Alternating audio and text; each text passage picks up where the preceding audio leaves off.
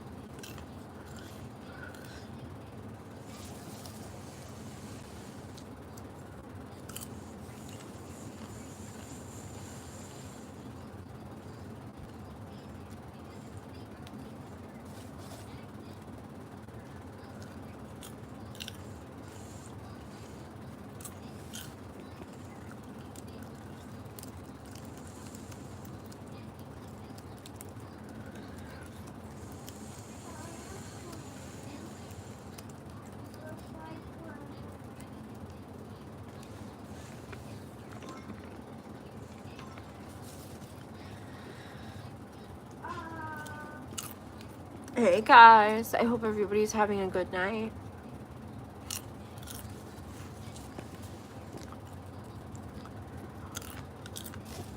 My lashes look fire.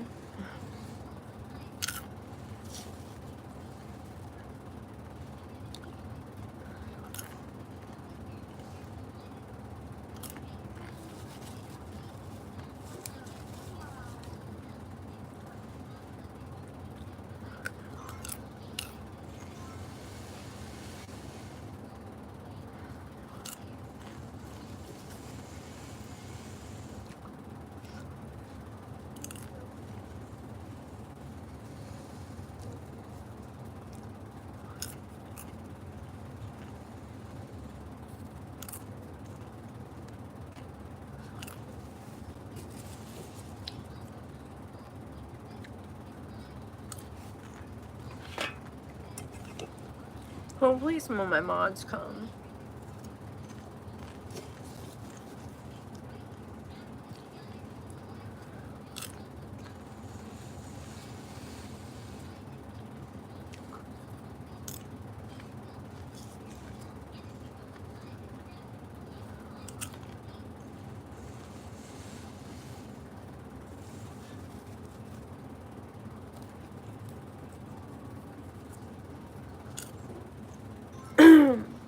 Guys, as you come in, don't forget to hit the like button.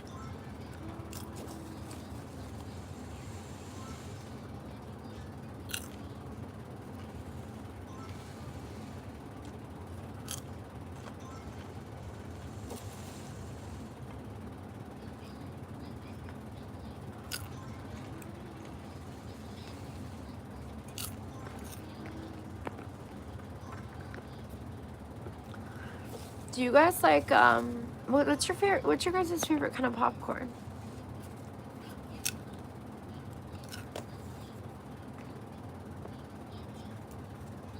Okay, the chat is on. I was making sure.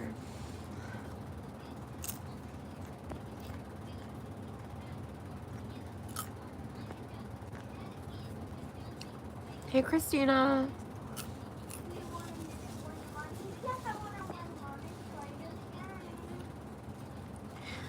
Yeah, Swift, I try to be as normal as my weirdness will let me be.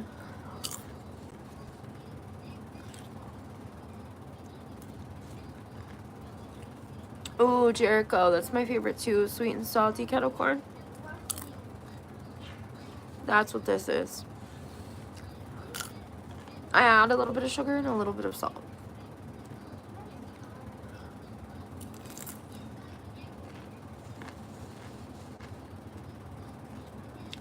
White salt. Okay. Thank you, Christina.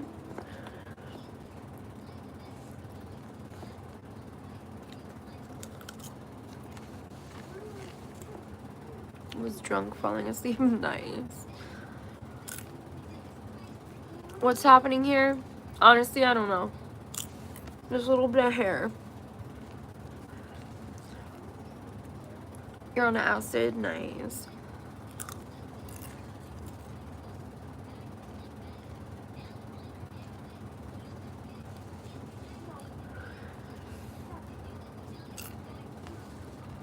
I love your hair color, by the way. Oh, thank you.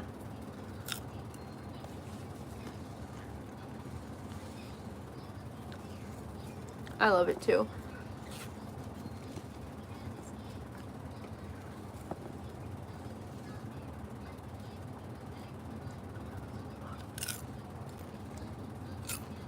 Do a backflip? You first.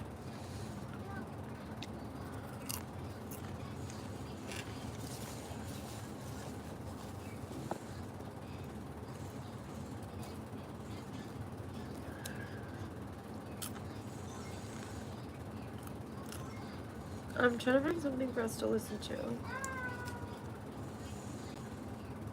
you guys want music or true crime?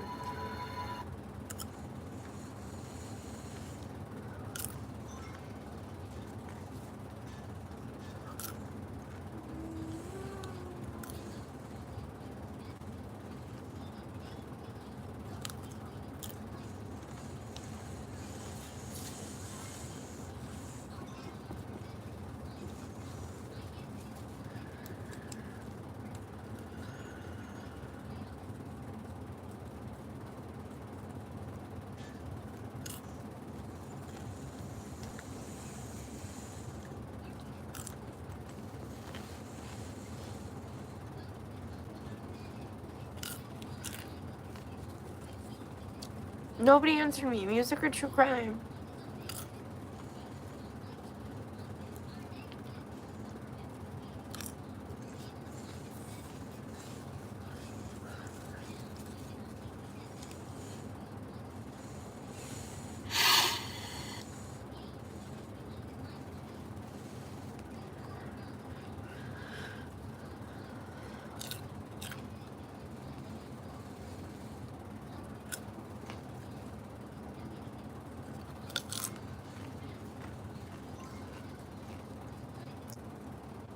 Oh, like do a poll?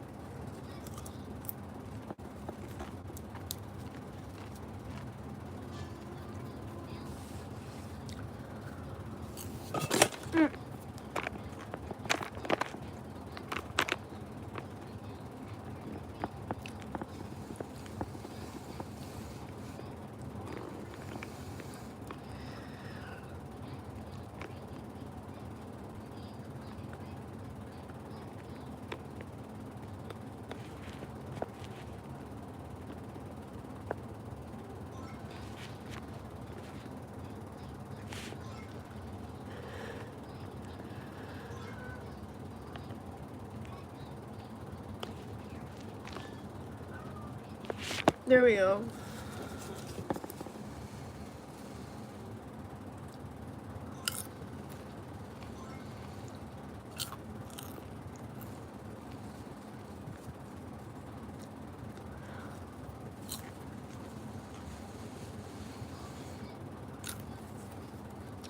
The thing is you guys aren't picking the music.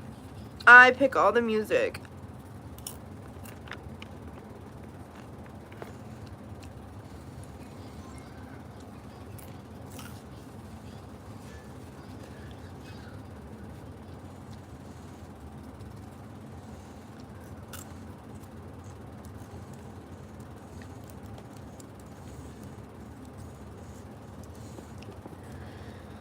Let's see if there's anything on Rotten Mango.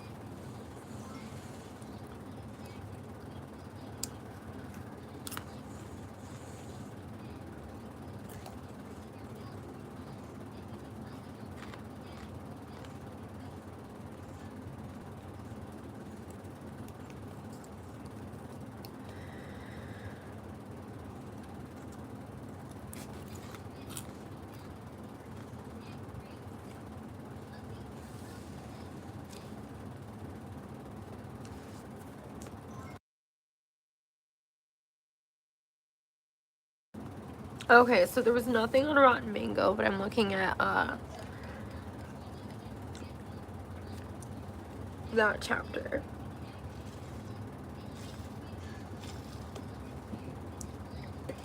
So I know he uploads pretty often.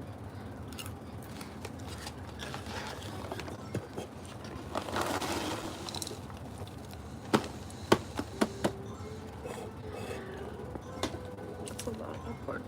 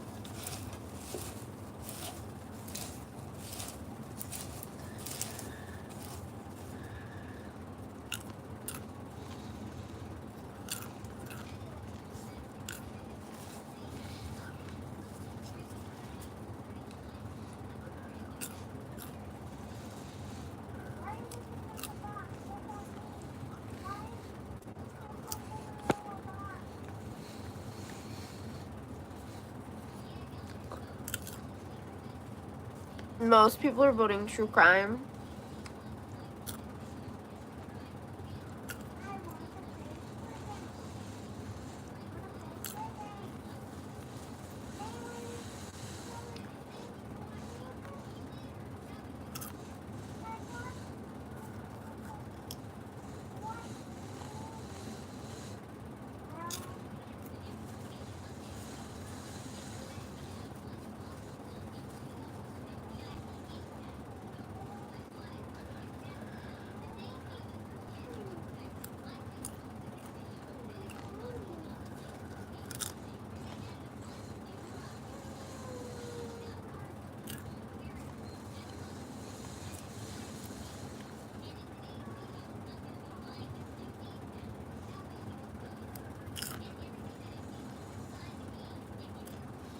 I got a call while I was at work.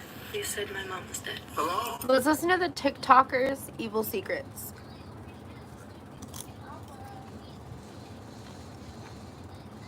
Or the most disturbing TikTok accounts.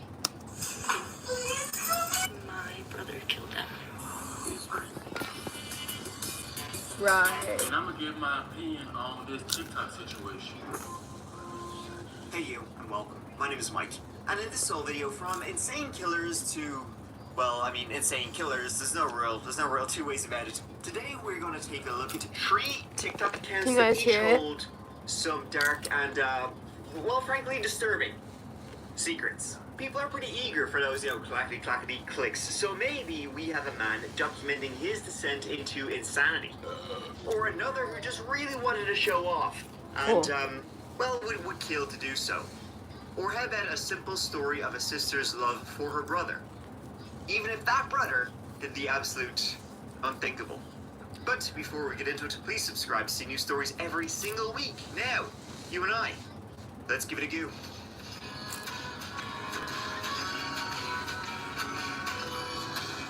He's cool. I like Mike.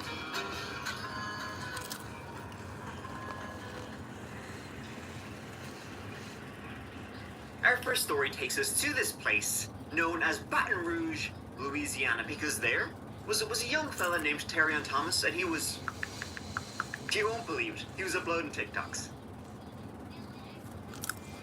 He began uploading when he was only 18 years of age, if you can believe that, and over the years he had a number of accounts. But young Terrion had hit the major leagues with his latest account. The name, a very classy affair, Mr. Prada 456. This account would go on to accumulate over 4 million followers. That's huge. Looks That's like a mega. dorky And when little you have kid. videos like these, it's easy to see why. Wow. Wow. Wow. Wow. What great stuff. What else you got for us, Mr. Prada? You know, we'll let you out. Stop. This was It rubs the Coachella 2016. This was the vibe at the time, okay? You need to understand. So, anyways, the thing about Mr. Prada, Terrion Thomas, was that people soon started calling him out after he was basically stealing other TikTokers' jokes and skits and then refilming them, admitting he did this with no shame.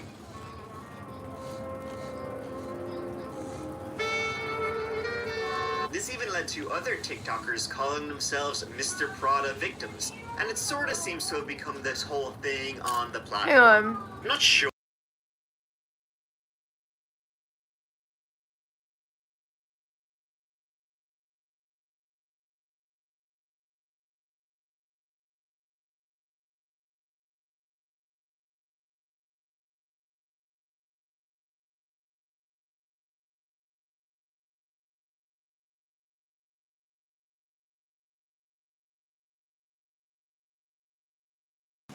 I'll be right back. He needs help for a sec. Give me 1 second.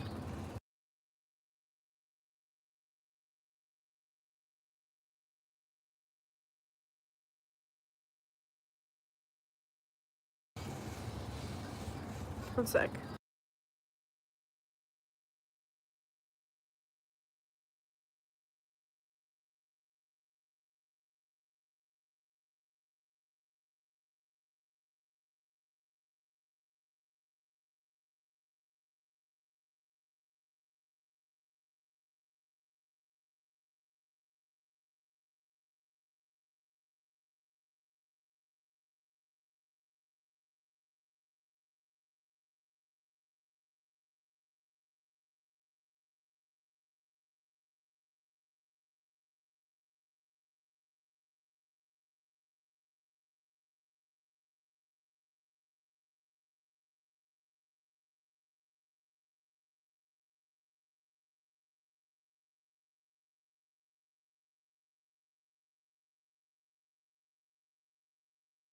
I told you guys I had to find it right away.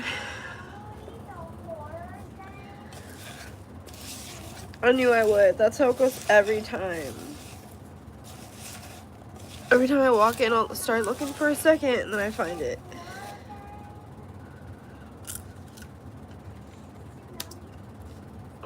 Because literally nothing he posted was funny. And the thing was, there really would only be one Mr. Prada victim. Though he did post this TikTok, which I'm not would be sure. oddly prophetic.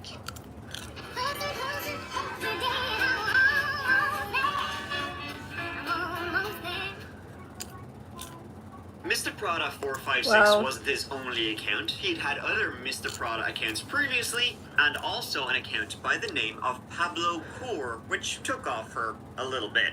But they seem to always get banned for one reason or another, but he always made a return to the platform. He had never given up, to the despair of other users. Terrion Ishmael Thomas was born in Baton Rouge, Louisiana in 2004. TikTok doesn't really pay much, or at all, really. So what he actually did for a living, I'm not sure, but he did live alone.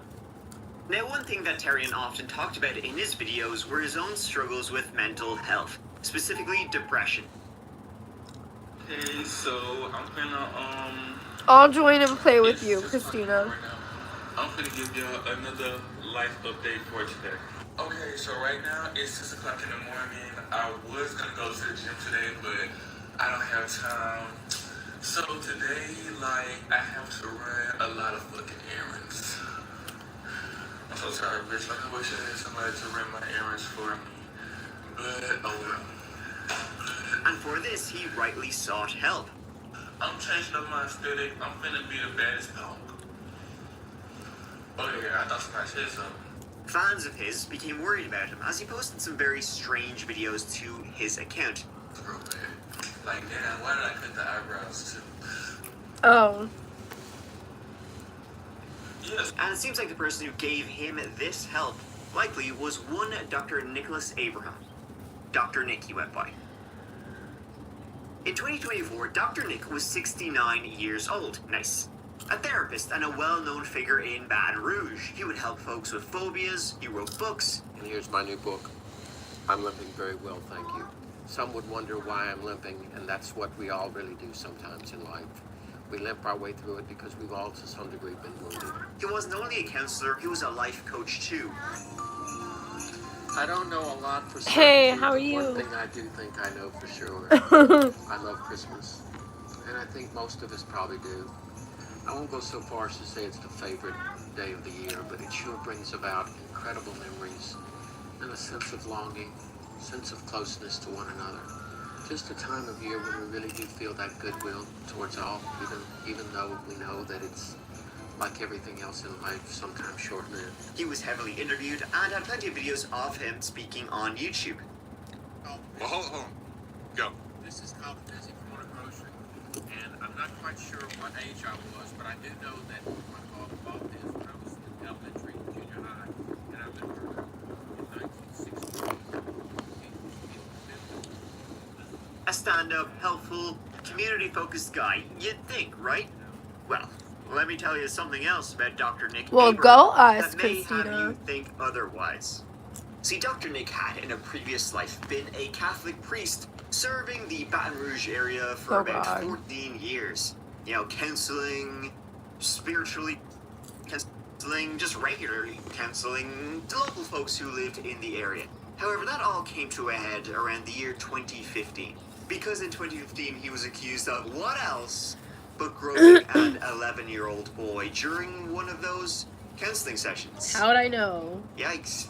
A Baton Rouge therapist is under investigation after a woman reported that he allegedly touched her grandson inappropriately. According to police reports, the boy was so upset after the session, he said he never wanted to see the therapist, 60-year-old William Abraham, again. Abraham was arrested and charged with molestation of a juvenile. His bond is set at $25,000. Now, he was arrested, but charges would ultimately be dismissed Fuck that guy. due to a lack of evidence. But I mean, come on, it's a bit of a cliche at this point.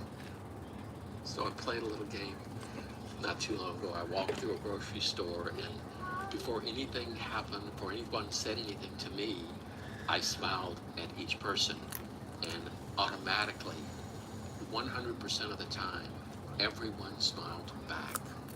No one walked away, no one diverted, no one frowned. It's amazing what an initiating of a smile can do. He would later leave the cloth and became just Dr. Nick, and there wouldn't be any more accusations that we know of, though any future accusations would come to a permanent end come September 2024. It was on a Sunday, September 29th, 2024, that a driver on Highway 51 in Louisiana was driving north, and alongside the side of the highway, they noticed something they thought was weird. It was a rolled up tarp. Now, you might see that all around the place, but there was something that was so very strange about this particular rolled up tarp, blue tarp, and this bright sunny day, that they actually called the authorities about it. And they were right to. Fair play to that person, whoever they were. When the police arrived, well, located inside that rolled up tarp was the body of Dr. Nick. His death being, well, violent, it was likely he hadn't been killed in his own home. Thing was, his car was also missing too. A bolo for his car was in fact put out, and then the following day after his body was found, which was the Monday, a police officer in Baton Rouge, then they just see his black Lincoln driving towards him. They tried to pull over the car. The car tried to reverse, and when it couldn't get away from the police officer, it sped off, then hit another car, crashed, and the driver of Dr. Nick's black Lincoln then fled on foot and managed to escape the police. Police would soon identify the driver, tracking its plates and using CCTV as one, guess who, Mr. Prada, aka Terrion Thomas. Right now, Terrion Ishmael Thomas is wanted for criminal damage to property, How would I resisting an know? officer, and unauthorized use of a vehicle. Baton Rouge police say he's a suspect in the killing of well-known Baton Rouge therapist William Nick Abraham. Officers say he was seen driving Abraham's stolen car. A bolo was put out for Terrion Thomas, while in the meantime, they searched Mr. Prada's place.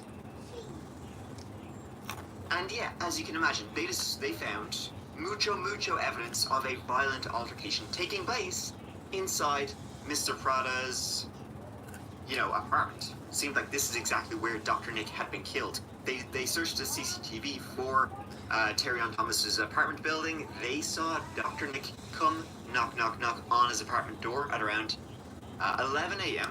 on the Saturday before he was found on the Sunday. He goes into Mr. Prada's place, and then a number of hours later, that same day, they saw more footage of Terry Thomas dragging a blue tarp. Big blue tarp rolled up around something quite heavy, dragging that blue tarp out of his apartment building. Terry Thomas would soon be found in Dallas and was arrested, then brought back to Louisiana. He was charged with murder in the second degree and obstruction of justice. That charge would later be upped to first degree murder. So, Big Dog, likely what happened? I mean, your first thought when you're hearing a therapist gets murdered and it seemed like Mr. Prada had mental health difficulties, you'll think Dr. Nick was treating Terry Thomas, and during some session he snapped, murdered Dr. Nick and Sinead.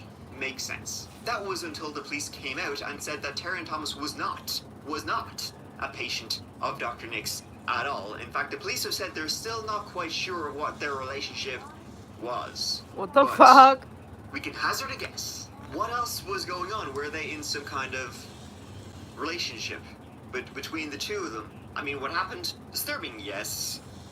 Violent, yes. Sleazy, yes, maybe also that too. What reason would Dr. Nick have for going to Terrian's apartment on a Saturday morning? And I know what you're thinking. Earlier on, I said Mr. Prada was born in 2004, making him 11 years old in 2015. The same year, Dr. Nick was accused of groping an 11-year-old boy. So you could think maybe there would be a motive for murder. However, it was later confirmed to not be Terry Thomas. See, who knows what was going on? Were they in some kind of relationship? Dr. Nick was almost 70 years of age, though. Terry Thomas was 20, so that's a bit weird. And, well, yeah. Dr. Nick would have no reason to be going there on a Saturday. Right. And he wasn't his doctor. So, Terry Thomas hasn't gone on trial yet. This only happened a couple of months ago, but this entire story sucks, and I include Mr. Prada's TikToks in that. And before we continue, folks, it is the new year, and you know what they say, new year, new year. But the typical most people's New Year's resolutions, it's usually travel and get fit, and there is no better companion to both of those activities. The next dark TikTok account I want to talk about is one ran by a woman named Kylie Daisy. Let's cut some close-ups. So this is my first victim. I really like the neck detail that they had. This material is so soft. This whole process takes a while, so I was starving. So now I am just cutting up every little seam that I could get my hands on. She thinks that I owe her an apology. All right, so we're going to try this today. Cheers. What's up, JB? It's a yes. She's a young'un in Iowa, posts fairly frequently on her account about this and that, a lot of regular things, hanging out with the family and with friends, all that sort of thing, all fairly normal and chill. However, the reason that account is in this video at all is, well, you might have guessed, it's linked to some things which are not normal, not chill, like at all. Some pretty horrifying things which Kylie herself has spoken out about on her account. This morning I got a call while I was at work. They said my mom was dead. Her dog also was dead. My brother killed them. What the fuck?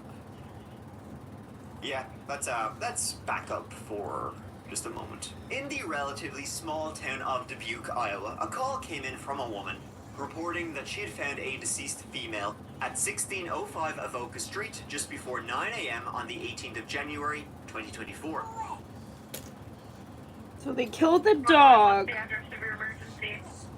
I don't know, I'm on Avoca The Street. same. I need someone right now. What street are you on? Avoca. Avoca? Okay, what's going on? I was supposed to meet my best friend for coffee. You think your best friend is dead?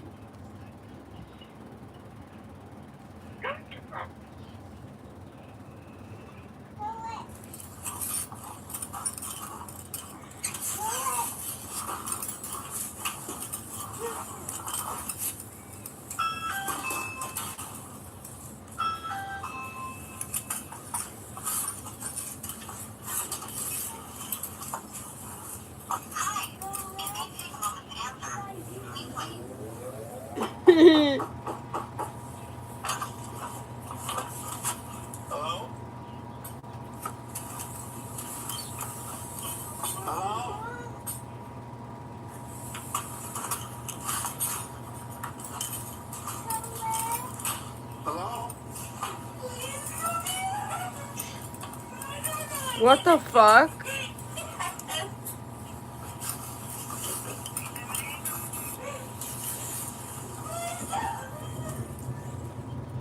Officers arrived to find the caller, Christy Folman, frantically trying to make sense of what she just walked in on.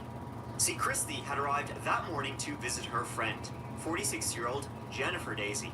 Jennifer had recently been diagnosed with several brain tumors, which had begun to affect her ability to carry out simple daily tasks. Her health had gotten so bad that she'd even been forced to ask her 28-year-old son, Tyler, to come and live with her.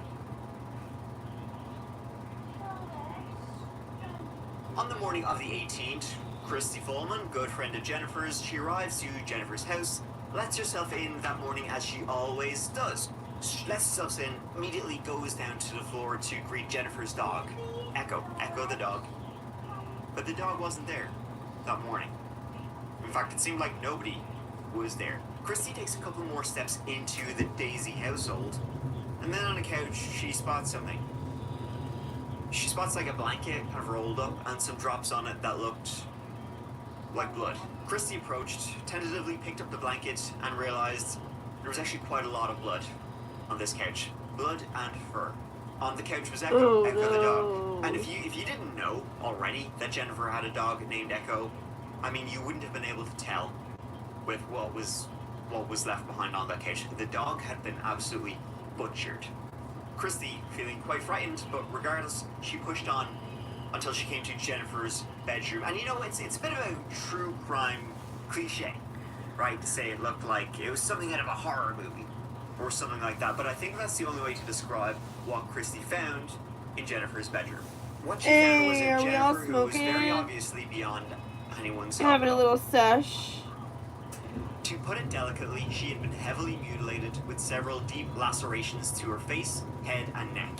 It was a brutal scene. And that was young Kylie's mother. It had been done by Kylie's brother. Tyler Daisy had some serious issues, some serious mental health struggles that often make him unpredictable. When the police arrived, Tyler went very quickly to the top of the need to speak with list in relation to the murder of Jennifer Daisy. Thing was, though, Tyler was in the house. In fact, he was in his own bedroom, sprawled out on his bed, stark bollock naked. Wow. The murder weapon, a black tactical tomahawk, was found resting on a shelf in the bedroom. Tyler was described as conscious, but not exactly responsive to the officers at the scene. At first, he, ignored all of their requests to come out, so eventually they made him come out. And far from the bloody, kind of aggressive mess you think you would be after what was found in the home, Jennifer and the dog, in an unthinkable way, Tyler was actually very calm, cool, collected. He came out not a fuss, answered any of the officers' questions, and the question they mainly had was, what did you do and why did you do it? He basically wasn't acting like somebody who had just butchered the family dog and his own mother. And the only thing he would say was that his mom had been practicing witchcraft. Beyond that, he would not say anything else. What the fuck? A review of Jennifer's doorbell camera showed her letting Echo in at close to 10 p.m. on January 17th, which would be the last time she'd be seen alive. The camera didn't pick up anyone else until... Bro's got real life problems. Soon, Kylie Daisy, Tyler's younger sister, was also taken in for questioning and to inform her of what had happened. Is Puff down there? Puff was sorry, bouncy girl. How do you do that? Kylie's reaction was unusual, to say the least. I'll do a bottle of water. How about that? Yep. And then just give me a minute. I'll be back in, okay? Thank you.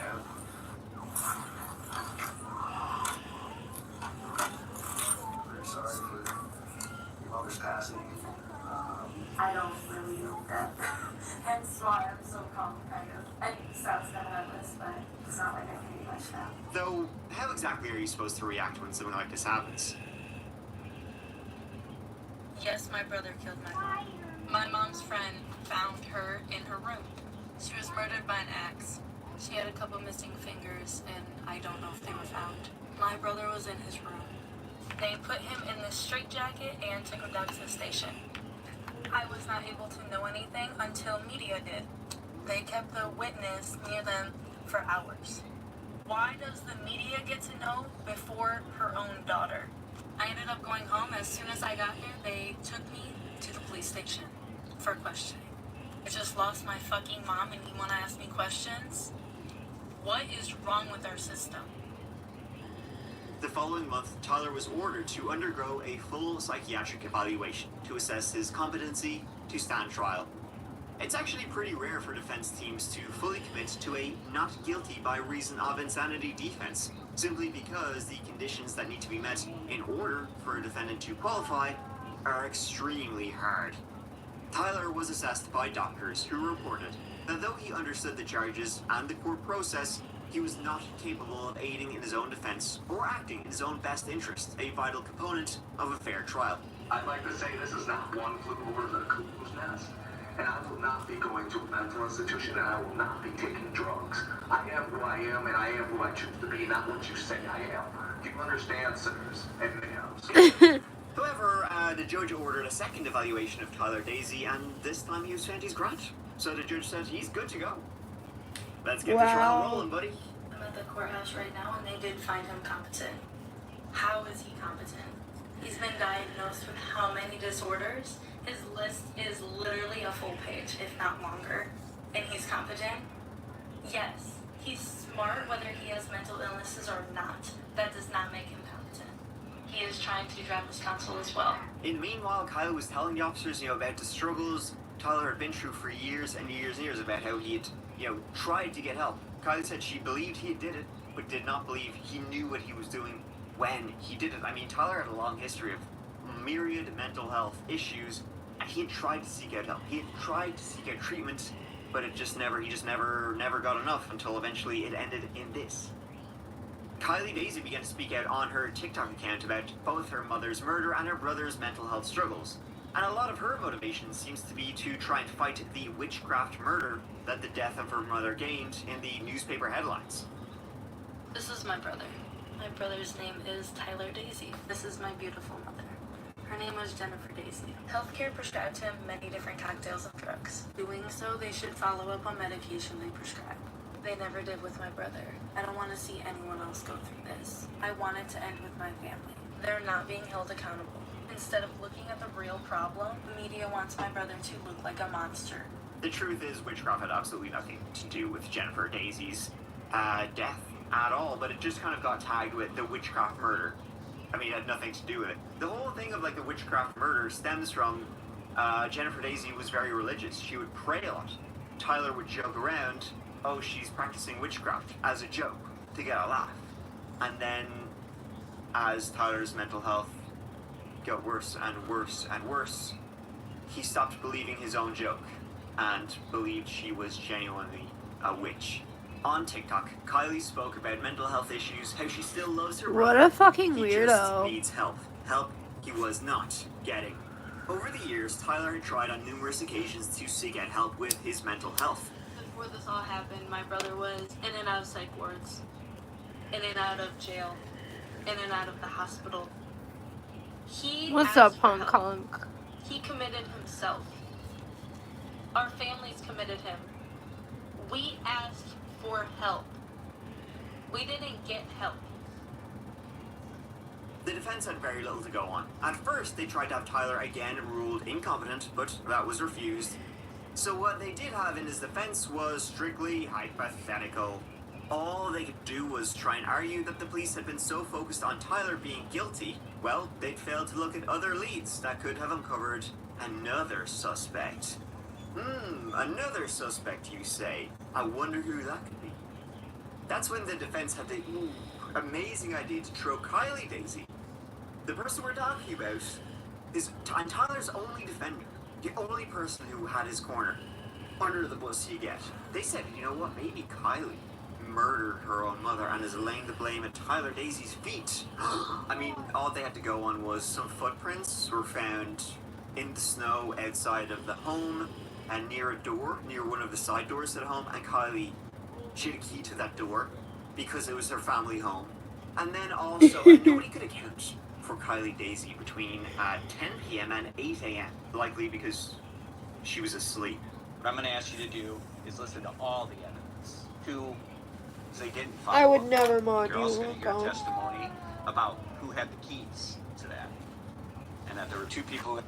One was Jennifer, and one was Kylie. They can place Kylie. They can tell you where Kylie was at 10 at night and 8 in the morning, but they really can't tell you what happened in between those times. Listen to all the evidence, not just the evidence that takes you down the path of least resistance. Because sometimes that path takes you to the right place, but sometimes that path can lead you astray. During the trial, for my brother's defense, was pinning the murder on me. Seriously, I don't know how the judge allowed this because it should be illegal. They also tried to use her reaction as to why she was likely the real killer. I don't think I have anything else. Sounds good.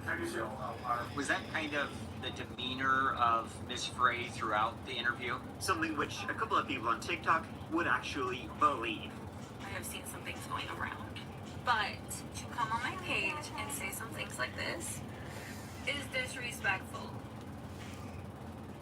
Tyler's trial lasted less than 3 days. The verdict was as close to inevitable as any verdict has ever been, before a word was even spoken. The judge imposed a life without parole sentence. At his sentencing, Tyler had another outburst at Kylie.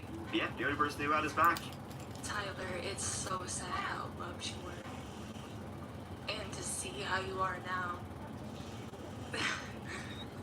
This isn't what I used to remember at all.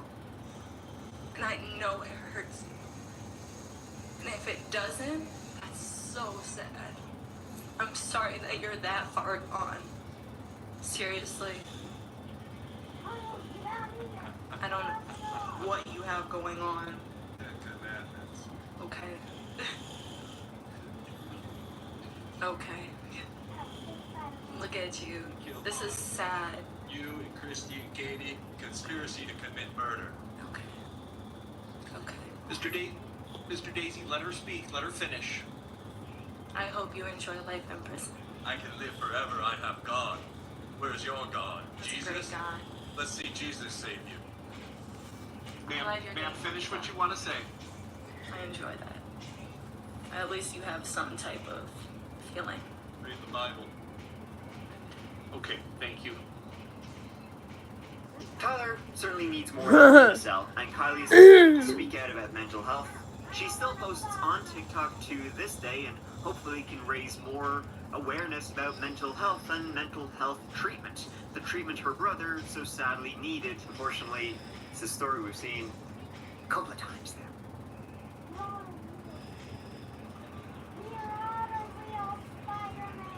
And finally, I have a story for you from North London, right? And a story, it didn't begin, it actually ended with the posts on a TikTok account called Mohammed Arabu 25. Certified freak, 7 days a week. Wet nasty. Okay, I don't want you doing that on social media. Can I shake my ass? No. Can I take my shirt off? No. Can I spread my legs? No. Can I bite my lip? Bite your lip? Yeah, like this. No. So what's this got to do with anything, says you?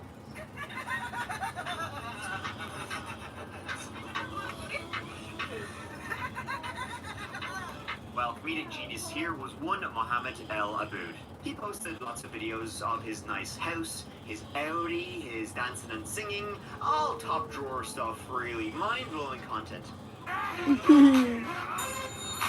He seems very eager. He seems very eager to be the kind of guy who he wants you to think, this guy is pretty cool.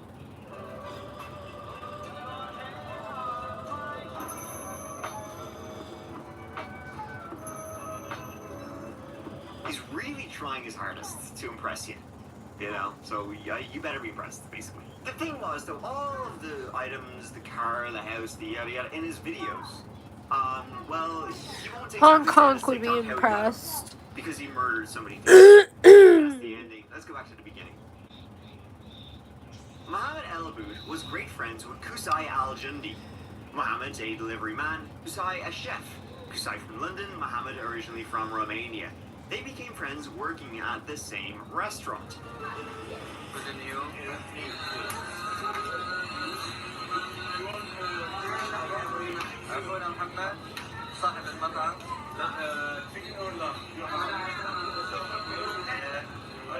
And both these Wookles would come into contact with a very wealthy woman, named of Louise Cam, who frequented the restaurant that Qusay was a chef at and Mohammed was a delivery driver at. Louise was a mother of two, and she had made a little fortune from a catering business she'd run with her now ex-husband.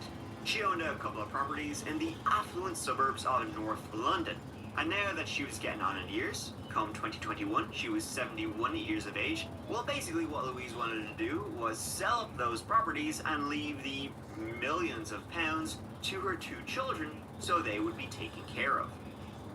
And so one day, Louise, who became friends with the chef and the delivery man, well, she told Qusay Al-Jundi about her plans, getting ready to sell up, sell all my properties and go off elsewhere, leave all this money to my kids. But Qusay, pound signs for days, and as his gears are grinding, and he was thinking to himself, oh boy, that sounds great. Leave it to your kids, though. Terrible. How about you leave it to me? I mean, okay, he didn't actually say that, but that's what he was thinking. He was like, how can I?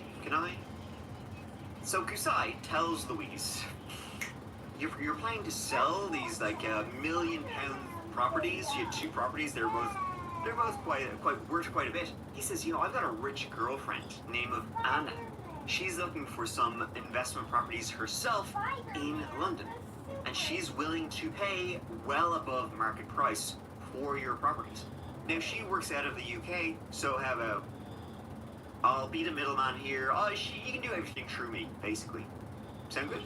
Now, Anna existed in the same realm as Barney the Dinosaur and Qusay's morals, which is to say, not at all. Qusay lived in a place called Harrow. I actually did some schooling there myself, and he was married with some kids. He was basically working as a chef in a shitty restaurant at this point. He had zero money for investments.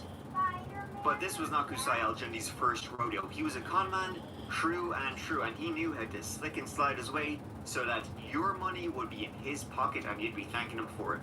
Now, Louise told her kids about this mysterious deal that was going to happen between Qusay's wealthy girlfriend who lives abroad. You wouldn't know her, she lives in another country. She would tell this to her kids that she's going to sell to them. To Qusay and his girlfriend well above market price. They said, her kids said, that's bullshit. Her friends, her family, they all said, he's lying. Like, this is shady. This is something extremely shady here. This is not legit. You wish Hong Kong would refuse to transfer money between the two, because even our bank could see this was clearly a fraudulent deal. But poor Louise Cam, she thought it would, if it's too good to be true, it usually is. But Louise did not see it that way. Over the course of a few months, Qusay Al-Jundi let Mohammed in on the dealio. A Mohammed who wanted to write checks his ass couldn't cash, judging from his TikTok. A small man with big dreams. And this would culminate with Qusay securing power of attorney from Louise Cam. How did he manage that? Simple trickery and manipulation. Chances are she didn't even know what she was signing. By this stage, they both had resolved to murder her. They both even started buying things for the houses that she owned before she was even dead. Mohammed started filming TikToks inside the house he was going to kill to own. Mohammed, by the way, in addition to having probably one of the most punchable faces of people I've covered, was also married with kids. That's not his wife in the videos. That's his girlfriend, Maria. On July 26th, 2021, Louise arrived at one of her properties to meet with Qusay. This was on 16 Gallants Farm Road, the same house Mohammed was already moving into before she was even dead.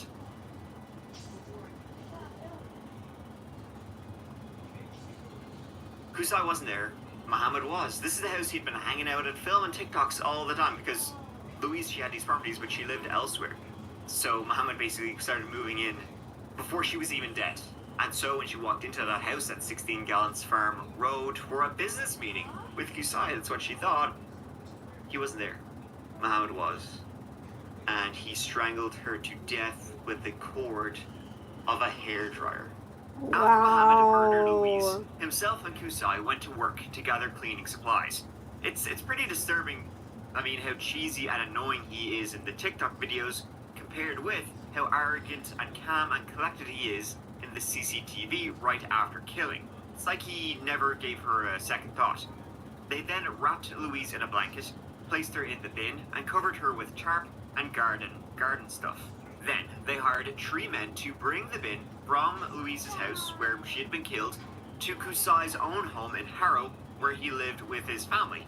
Because why not, I guess? I mean, why did he do that? Well, as you probably already know, he is an absolute moron. They were just thinking, you know, hopefully her body will be taken away by the bin men, the garbage men. They won't realize it will be brought out to the dump, and they'll never be able to tie her back to... they'll never be able to tie her back to the house we are now living in. The TikToks, by the way... Yeah, that's weird as fuck, dog.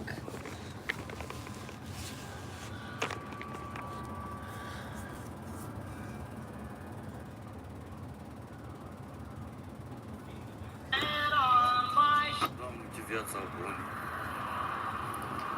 mașină, casă, interior lux, din fericire, o frumusețe de băiat pe aici, așa, bucătărie cât casă, asta cum se numește salon, sau cum se spune în limba română, așa, și adevărul e că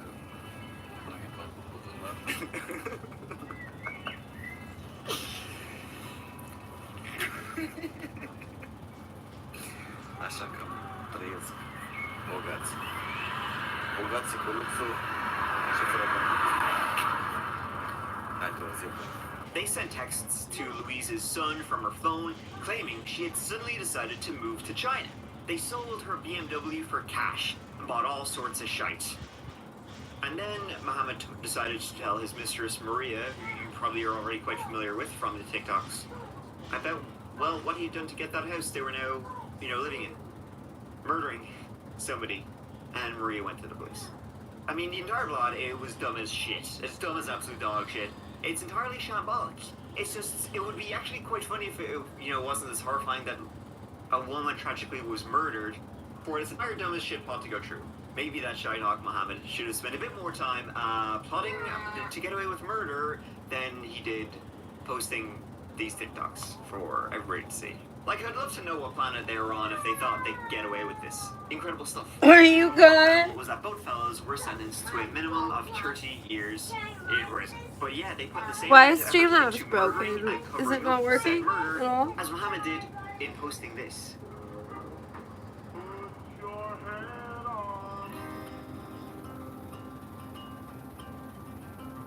Thank you so much for watching. Truly means the absolute world to me that you are here watching this whole video, folks.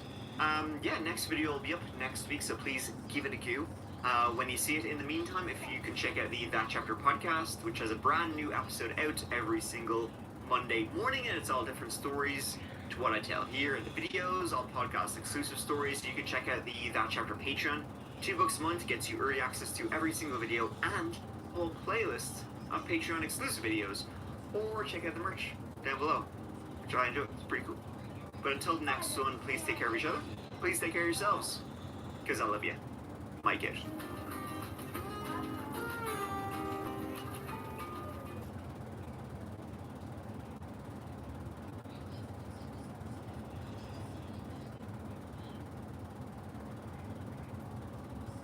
Hey you, and welcome. My name is Mike, and in this whole video, from impressions to viral apps, today we're going to take a look at a number of TikTok accounts, each of which has a dark secret.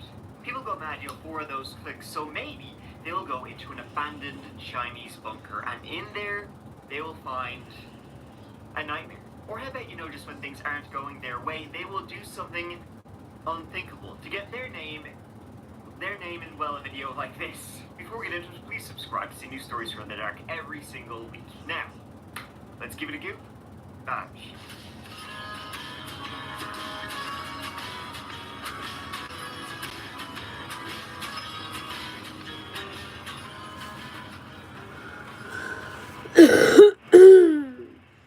let's begin in eastern Yeah, PA, sometimes not it's far from the weird. banks of the Susquehanna River lies a small township called Mannheim, just outside of Lancaster.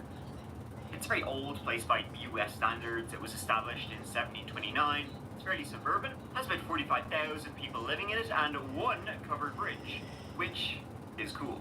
But you know what is even cooler? The TikToks that one Spirits and Such Consulting would post. I overheard you talking about Danganronpa. You actually like that show? It's trash. That's a lie. Actually, Ken Kokichi. Who do you kid, Nagito?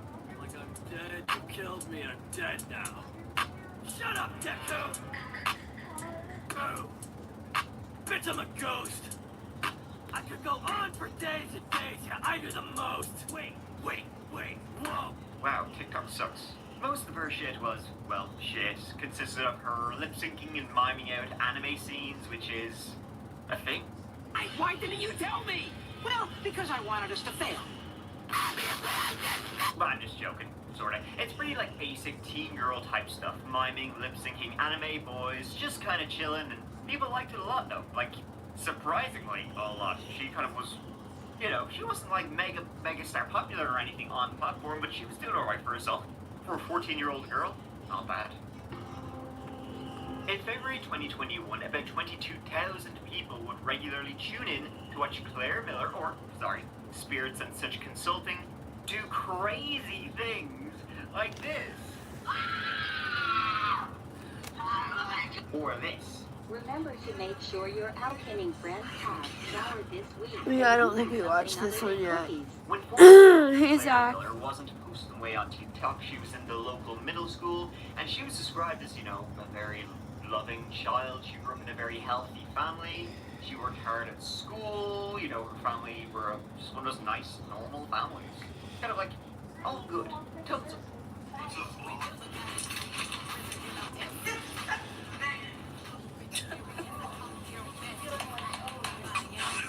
Her parents, Mark and Marie, loved her dearly, and Claire had an older sister, 19-year-old Helen. Helen had cerebral palsy. She was in a wheelchair and needed a little extra help from her parents, but life was good and decent to them all. Damn it. With the caveat of diabolic kids, because I mean, I didn't call this video just TikTok kids for nothing. See, at some stage, young 14-year-old Claire Miller became obsessed with murder. Now, this is something she never really talked about, you know, on her TikTok. I mean, her account was called Spirits and Such Consulting, but I mean, that just sounds kind of like gothy and kind of whatever. But she had a real sinister There it is. It's a missing stone. For it. It's not fair. Not fair. Why won't you forgive me? For example, she would send thousands upon thousands of texts to a friend expressing her desire to end someone's life. While on the surface, Claire was a driven and intelligent middle school student. She was class president. She won an award for respect and honesty. She was a perfectionist. But that was just on the surface, because underneath that, she had picked up a bug somewhere along the way, and that bug was a desire to commit murder, maybe even the perfect murder. She was such a perfectionist, or having to be a perfectionist all the time just drove her to do the unthinkable. Because it all came to a head on February 22nd, 2021. At 1 a.m. on that No, day, they're Claire not. went to her older sister Helen's room. How long she had Needs been something to planned, drink. why she chose her sister Helen, we don't know. It's unlikely she had Claire planned this for long.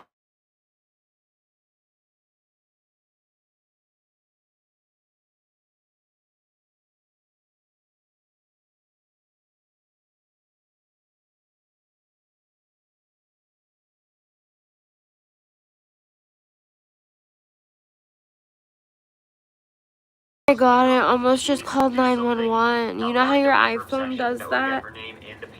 My phone almost just did it. Oh my god, guys, my heart just sank to my ass. and that her obsession with murder, That was so scary. specifically with the Out of nowhere, I Halloween just hear movies, sirens, and I'm like, that what kind the of, fuck? didn't help. But whatever the reason was, It's she like went release to Helen call 911, while release to call emergency services. armed with a knife she'd just taken from the kitchen. She walked through that dark room and stood beside Helen while Helen was asleep, standing there just motionless before eventually raising the knife, pointing it at Helen and stabbing her 7 times in the head, the neck, and the face. While she was doing this, she placed a pillow over Helen's face, so there was no way she could cry out for help. And soon Helen lay still, covered in blood. Claire just stood there motionless before realizing she could make a TikTok out of this, which she did with her sister's blood.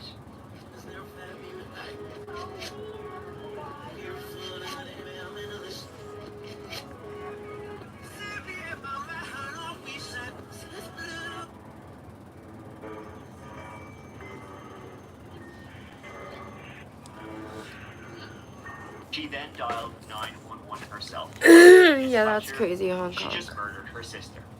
With her parents still asleep, Claire walked outside, out to the front of her house, to wait for the police to arrive, which they did in just a handful of minutes. And her parents only realized what was going on, burst into the home and finding Helen murdered. Claire later said to the police she just quoted Michael Myers, her sister. And when in the police station, while she was, being questioned by the police, they brought in some grub for her, brought her in some McDonald's. And Claire said, ooh, McDonald's. I would have killed somebody sooner if I knew I was going to get McDonald's. Here's what we know right now. Wow. Manheim Township police say 14-year-old Claire Miller, who lived here with her family at this home on Clayton Road in Manheim Township, called police a little after 1 a.m. and said she had killed her sister. Officers responded to the home, where Claire pointed them to a bedroom. That's where investigators say they found Claire's older sister, 19-year-old Helen Miller, with a stab wound to her neck. Police and EMS tried life-saving measures on the sister, but they were unsuccessful. Claire Miller was charged as an adult, and she initially pleaded not guilty. It was on March 10, 2023, after a deal with prosecutors and therapy from counselors, that Claire Miller pled guilty to third-degree murder. She was deemed mentally ill and will spend between 13 and 40 years in prison, leaving behind her heartbroken parents. Her parents didn't even want her to get along because they'd already lost one daughter. They didn't want to lose 2, and now they have, in a very twisted and dark fashion, from spirits and such, consulting. And the account is gone now, that TikTok account, but yeah, her last TikTok was of her in the snow with blood, with a bloody glove, with bloody teddy bears and blankets and a twisted killer. I think that about covers it. Man, what an innocent name for what is probably the darkest entry, not probably, definitely, the darkest entry in this video, folks. No joke, I can't show you much, and what I do show you will be heavily edited. The reasons for that are twofold. 1, I don't want my channel nuked by showing it to you. And 2, you, trust me, you don't want to see it. Pretty much all of the story has been scoured from the internet, and you can only pick it up in dribs and drabs here and there. Beanbag Adventures is a TikTok account, and it's still up and running to this day. Or rather, okay, it was actually a Douyin account. Douyin is what TikTok is called in China. That's where it's from. And so Beanbag Adventure, this guy was an urban explorer, if you can believe that. That was his thing. He's been active for a number of years, exploring various abandoned buildings across China.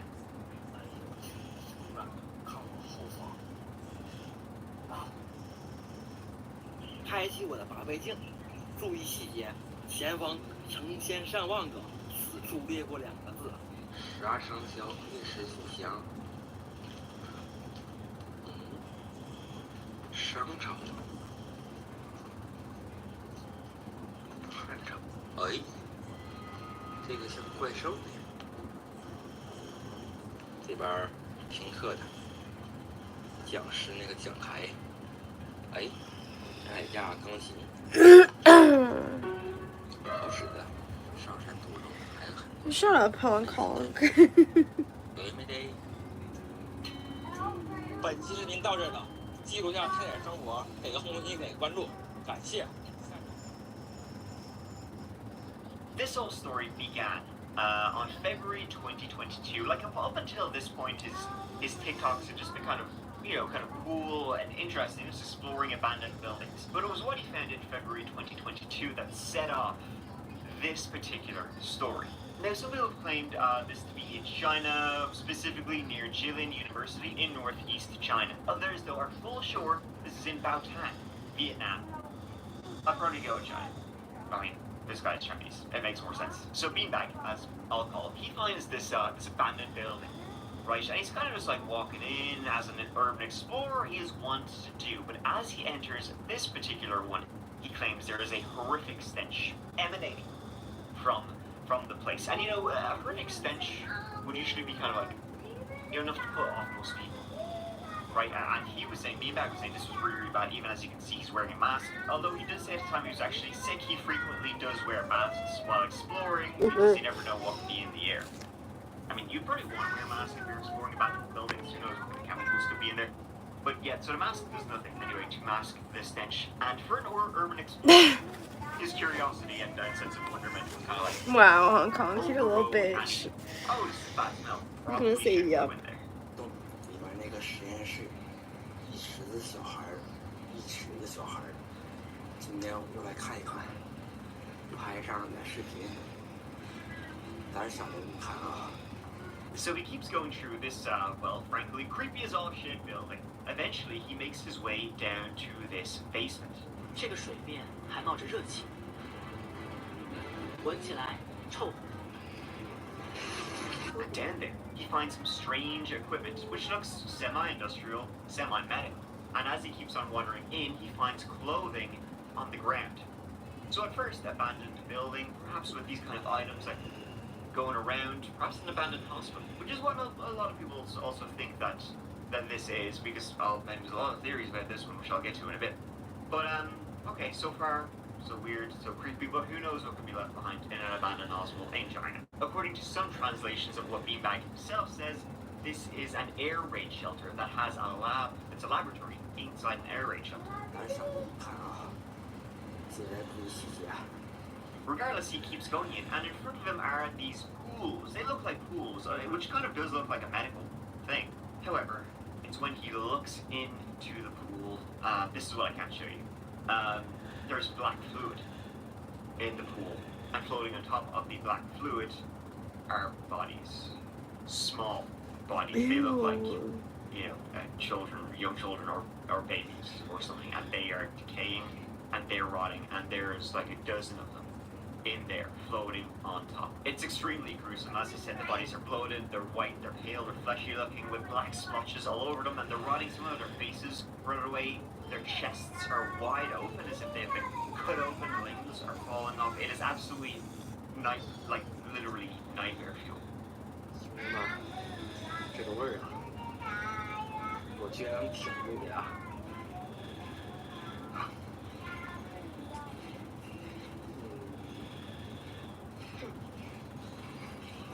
It looks like dead bodies have just been dumped in here for months. You can see ribs, you can see skulls, organs are open. And throughout this, Beanbag is stating that the black liquid, it's expired formaldehyde mixed with water leaking in from the ceiling.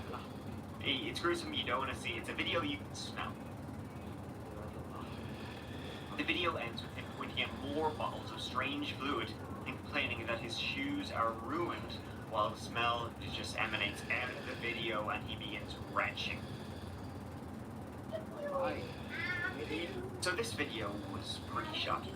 It just looks like he found some kind of dumping ground for dead young people or something like that. But it did the rounds. Beanbag himself was saying it was fake. He was saying that it is movie props. Like literally in the video, he was like, oh hey, it's just movie props, guys. Just don't worry about it. It's not real. Some kind of like a storage area for, bodies from a movie, like a zombie movie or some kind of grotesque stuff like that. I mean, because if they're, props, they look extremely fair play to the person who made those props. That's the thing. But then after this, right, he goes back to just posting as usual. Whistling in towards. What's up, Canso? Urban exploration. Nice Hong Kong. As per usual, as if he didn't just discover something horrifying. As if we didn't find a pool of maybe real dead bodies, though, let's be honest, it's also probably not something you would want to draw attention to. Yeah.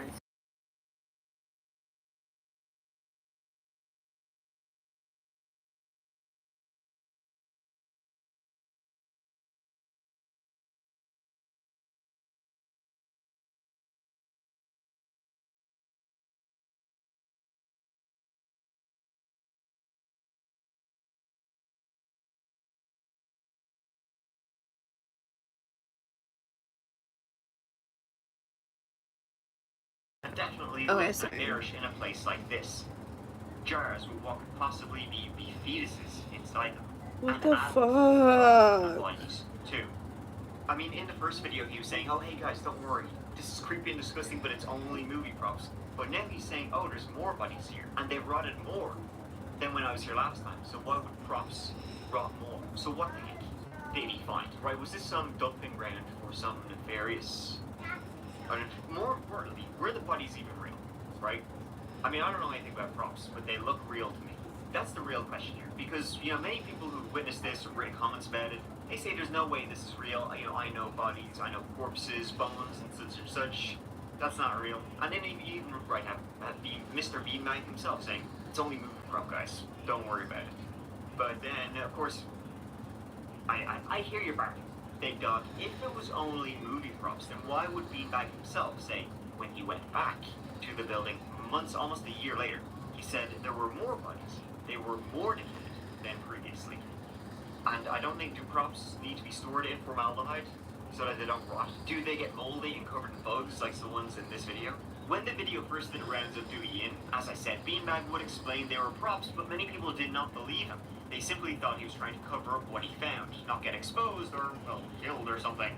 But then when he went back and filmed 10 months later, you can see the bodies were much more rotting and more decayed than previously.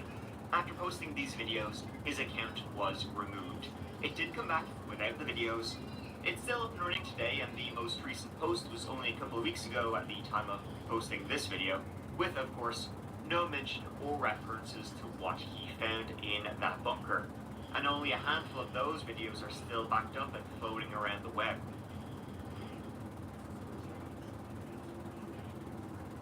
But what? So what did he find? Why were they there? Well, theories range from a serial killer's dumping ground, which seems unlikely because there's far too many bodies in there for it to be a killer, in my opinion.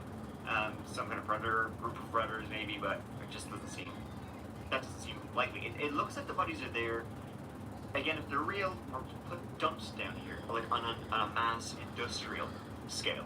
Honestly, I think that makes it all the more horrific. It's like it's state-sanctioned body dumping ground. These clips really, I mean, as I said, they've been scoured from the internet, but it really does give you the feeling it's something you're not supposed to witness. The other theories about what, you know, he had found, in my opinion, a medical dumping ground. I mean, building was an old hospital. So think, you know, was this experiments? People experimenting, doing medical procedures on dead bodies. There's a university, right? Gillen University is pretty close by.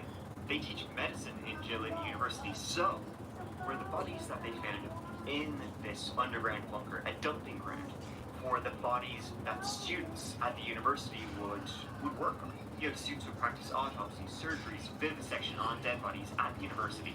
And then when the students were done, whoever was responsible for burning the bodies or burying the bodies or whatever it was, just decided, I'll just throw the dead bodies down here. That would likely explain why a lot of the bodies seem injured, you know, with chests cut open, their ribs are exposed, their organs are exposed in a lot of these corpses. Why there's so many bones and other kind of stuff like that. You know, the students at university practicing all you know, for surgery for when they go on and become surgeons at hospitals. Or another theory is that it could be you know, funeral home. That's a bit nefarious, and instead of cremating old grandma or, you know, whoever else, or burying them, they're just like, because that can be expensive, so they just dump the bodies here. Definitely is a dumping ground that, between the two videos, or the multiple videos he took, it was still in use. Who knows if it's still in use today. I wouldn't put it past whoever is doing this. And then the final theory is that this is an organ harvesting dumping ground for black market organ harvesting. These are victims of the black market, hence why they are cut open. Someone wanted a kidney and got it one way or another and dumped the rest. The rest being most of them here. Or state-sanctioned organ harvesting. In a study done in 2022 from McMaster University, they claimed, quote, China is the only country in the world to have an industrial-scale organ trafficking practice that harvests organs from executed prisoners of conscience. This practice is known as forced organ harvesting. China uses incarcerated prisoners of conscience as an organ donor pool to provide compatible transplants for patients. These prisoners or donors are executed and their organs harvested against their will and used in a prolonged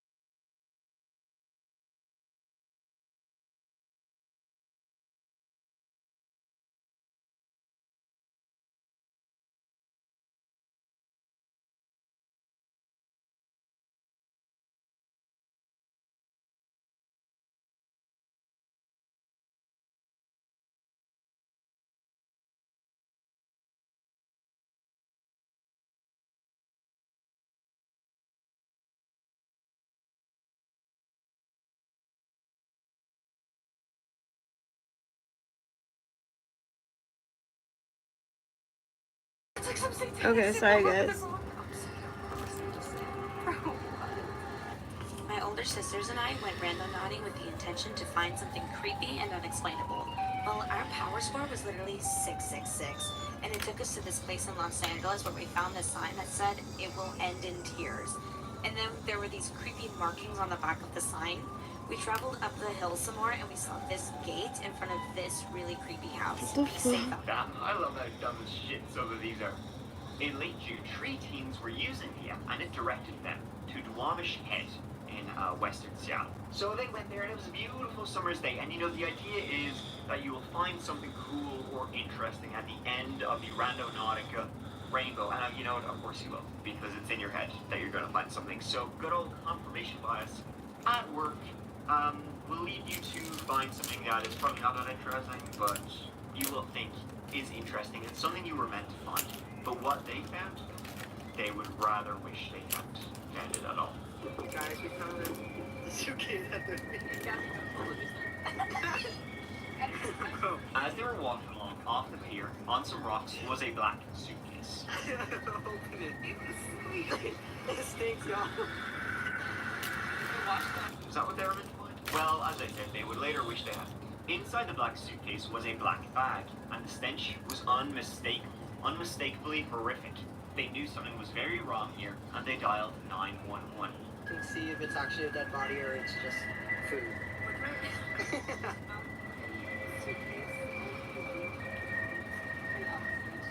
Now, apparently the cops took 4 errors if you believe it, to show up after 3 calls. Apparently, by this stage, the incoming tide had actually started to wash started to wash the bag away. But inside, yeah, you guessed it, inside were human remains. Crime scene. Can you guys imagine getting human remains? What's up, Edfred? And in fact, shortly after, a separate bag would be found not long away, containing, yeah, even more body parts. A horrific discovery. Well, most of the people we talked to today had the same question. Did those bags of human remains wash up on shore here on Alki, or were they placed here? So far, Seattle Police hasn't released much information. So far, we don't know if it was a male or female, and it's up to the King County Medical Examiner's Office to determine the identity of that person whose remains were found. Wow. So not really one you would want to make when you're supposed to be using this app, which is, you know, intended to give you this amazing, heartfelt, you know, discovery that will be life-affirming, and instead, it's this. And of course, police investigation began. The remains would later be identified as those of 27-year-old Austin Wenner and 35-year-old Jessica Lewis. The pair had been in a relationship for several years and were living in West Seattle, not far from where they'd been discovered, but had last been seen in early June 2020. A missing persons report had been filed for both of them. The search had been ongoing till this TikTok was filmed. And of course, as I said, the investigation had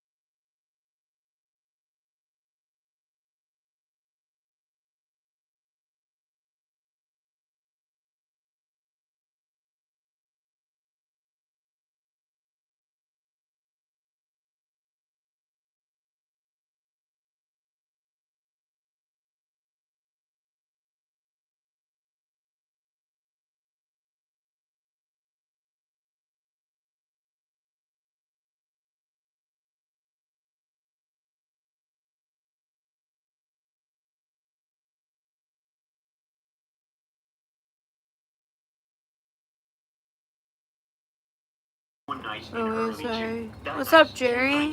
How are you? It's been a while since I've seen you at night here. Pleading for his life, coming from the home, from Michael Dudley's home.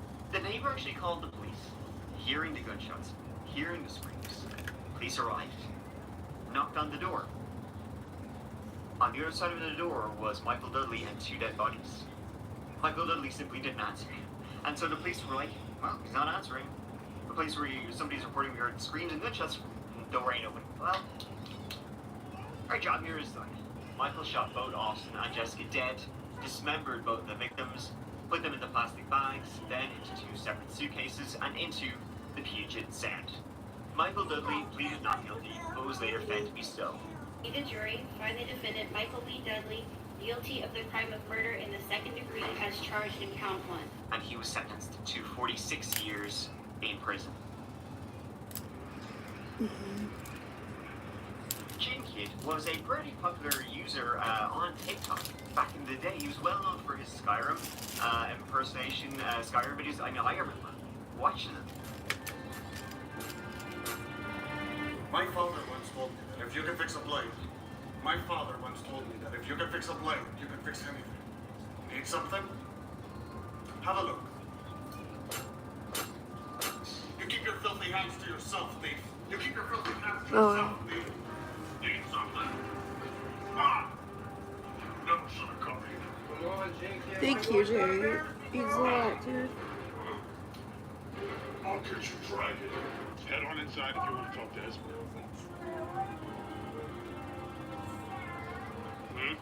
Need something? Need something? Head on inside if you want to speak to him. You know me, guys, I'm a very serious man, but even me watching him, I gave out a little. He rocked TikTok, eventually gaining over 2 million followers. His impressions were quite good. He would go viral pretty often. But of course, this would all come crashing down when Gin Kid's dark side and his dark passions, his dark secrets would come out in the most violent, terrifying way possible. Gin Kid's real name, Ali Abulaban, was born on Staten Island, New York, in the year 1992. His mom was only 15 years old when she gave birth to him. She would have another 2 kids before she was 20. So wasted no time whatsoever there. As a kid, he was hyper, he was talented, but he did struggle with ADHD quite a lot as well. Sometimes he could be rebellious, sometimes he could really act out. His dad was reportedly extremely strict. So his dad was Muslim, and Ali was brought up Muslim, but it wasn't a very conservative house at all. His mom wasn't. His mom was Christian, but it just seems that you don't have to be conservative to be strict. They were just his dad was just very, very strict. So this would lead to Ali and his dad bumping heads quite often, and this would eventually lead to physical altercations between the two. For example, one time Ali was playing Guitar Hero. I think he's gonna crash out, for real. His dad did not like that at all. Grabbed the guitar controller off Ali, smashed it over his head. So, as you can imagine, after graduating Big Dogs, he was Audi 5000. He went off and he joined the military. He joined the Air Force, and he would be like an analyst, like a computers guy. And he would be stationed in Okinawa, Japan. And it was there, while stationed in Okinawa, he met one Anna Macedonia. They fell in love. She was attracted to his big personality, and they began a relationship together. But in fact, Ali's, big personality and his nice ways, it wouldn't stay, that way for long. Really, because Ali would actually, in fact, be discharged from the military in Okinawa after a domestic violence incident. Now, some people report that he hit Anna. Other people say he hit Anna's friends, but it was some kind of drunken incident. You have people saying, oh, it was an accident, like a blown out of proportion. That may be so, but it was a key indicator, and it was a real sign of things that were to come. Either way, he moved back to the USA, and he moved in with his mom in Virginia. Anna, she went her separate ways. She left Okinawa herself, and she moved back to her own home country of the Philippines. But then Anna just found out she was pregnant with Ali's kid. So Ali, he got her a fiance visa. She moved from the Philippines to the US. She gave birth to a baby girl named Amira, and in 2017, the pair married in Virginia. And then, not long after the birth of his first child, his second child was born. That child's name was Jinky. You're fulfilling your destiny, Anakin. Oh, you're doing your taxes? Always here for you. Thank you. I appreciate it. 7, 8, 9. Okay, take it easy. Ali started posting clips of his impressions on TikTok, YouTube, Facebook, wherever. TikTok is where he really was, and boy oh boy, it was inescapable. He took off. Video after video after video, it was everywhere. You need something?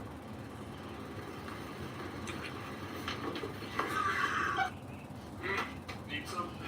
Fuck, need something? I think that's it.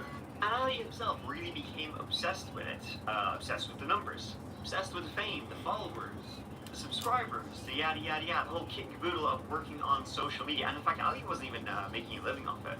I'm not even sure does TikTok monetize that? But even back then, it was not monetized. So he was still working as an analyst throughout, pretty much actually throughout this entire story. He did have a day job, but he didn't really care. His boss at his day job would say he just wouldn't show up.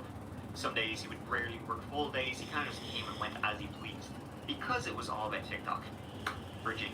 And real talk, as somebody who posts themselves online, you do need to be careful, because if sometimes it will drive you insane if you care too much about the numbers. You kind of need to take a step back a little bit. Jinky just dove in head first. Can you even smoke in here? I don't care. Who's gonna stop? Now, Anna would be in the videos sometimes, or she was the one holding the camera. She was a part of it, and she did have her own little following. I mean, she was gorgeous. She'd be on the Instagrams, the Facebooks, the social things. But truly, behind the scenes, things were worse. Things were just getting worse and worse and worse. The relationship was, I would say it was like moribund, but it was just toxic and kind of evil. Eventually, the family moved to San Diego. Anna, she had friends over there. It was somewhat closer, at least, to the Philippines. And she'd gone on a trip over there, met it, fell in love with it, and then she asked if Ali would move with her over to San Diego. Anna, she worked from home, and Ali was able to transfer his job to San Diego, so they eventually moved there. And Ali was actually, at first he was a little bit kind of hesitant to move from Virginia to California, but then he was thinking, well, shucks, he wanted to be a celebrity. He wanted to go to Hollywood. He wanted to be one of the big dogs. That's where he gotta be. That's what he was thinking of himself. Because hey, right, that's one thing all casting directors in the movies they look for. They look for guys who can do kind of sort of good impressions of other actors where you go, hey, that does kind of sound like that guy. You need somebody for your movie who sounds like Tony Montana and you kind of like squint your ears. You got him right here. Why don't you try sticking your head up to it? Unfortunately, he didn't try acting, not like a piece of shit. Fame only brought out the worst. He was controlling, he was manipulative, so became heavily addicted and began to really abuse the shit. Yeah, I always do my own taxes too. If you can believe it, he always had a little bag in his pocket, and he was becoming more and more paranoid of Anna. About it. Who was she talking to? Who was she going hanging out with on nights out? Who was commenting on her social media posts, you know? So things were only getting worse. She wanted to leave, but because of her visa, she couldn't. Not only would she be deported, she would also lose her daughter. Things then, though, finally came to a head in the autumn of 2021. That's when they decided, all right, let's give it a break. Let's give it a rest. Lads, and Ali, he decided to move out of the apartment that they lived in, you know, him, Anna, and their baby girl. They lived in San Diego. Ali says, listen, I'll give you an apartment. I'll go find my own place to stay. Maybe we can give ourselves a bit of a break. Maybe that will just make things better. Give ourselves some space. But that actually just seemed like it was a ploy by Ali, and it really exacerbated things all the way to murder. Early of the morning of October 25th, 2021, when Anna and Amira were out, Ali let himself into that apartment, and he wrecked the entire gang. Destroyed the places, knocking down stuff, destroying the couches, spilling shite everywhere, right? Just completely ruined the apartment. And What a dick. He got Amira's daughter's iPad and he downloaded a secret app. It was a microphone app, so he could listen in on what was going on in the apartment while he was not there. We want to know what Anna was saying, and more importantly, who was with her. Well, it would turn out that she was, in fact, romantically interested in another man, and him with her. I mean, her relationship with Ali was completely dead, so she was trying to find a way to get out, and she found a guy who could, I guess, be, you know, there for her or whatever. His name was Rayburn Barrett. They had been friends for a while, but for about the previous month, beginning in about September 2021, they'd actually begun to become, you know, physically romantic together. So Ali was listening in at around 2 p.m. when Anna arrived home to find her apartment, you know, completely destroyed, and she was there, you know, with her baby girl Amira with her, and she was freaked out, as you can imagine. She gave Amira to a friend because she didn't want Amira to see this, and she, you know, Ali listened in as she was saying she was going to get a restraining order against him. Ali then was also listening in as Anna called her friend Rayburn, asking him to come over to help her clean up the place. And then when Ali heard that, that was it.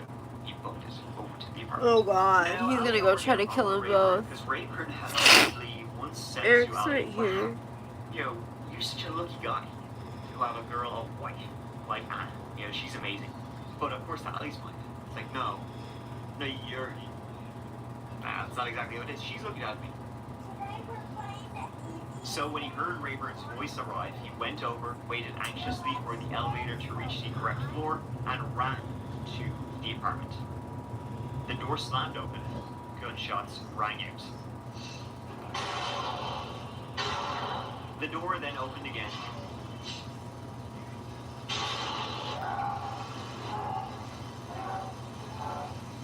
And he screamed her name before walking to the elevator, asking himself, what has he done?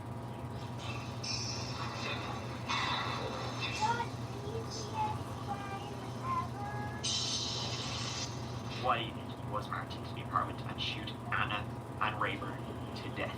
New information this afternoon about a double homicide inside an East Village high-rise. It's our top story right here on the 4. And we do have some new video to share with you of the apartment where the shooting took place up on the 35th floor, unit 3508. You can see the crime tape is still up outside the door. We are told the female victim was 28 years old. She was Filipino. Police know her name, but they're not releasing it yet. No information has been released yet about the male victim. They were found shot to death in the living room. Police say it was the suspect who called 911, and he was arrested near the 805 and the 15 yesterday. Police tell us inside the car they found a weapon and the suspect's 5-year-old daughter. Within 5 hours, Ali was arrested and confessed to the double homicide. And then, of course, he changed his mind later on, saying he didn't do it and was charged with 2 counts of first-degree murder. Crazy work. Trying to say no, he didn't do it. Same sense of drama and acting skills that he used on TikTok into the courtroom with outbursts.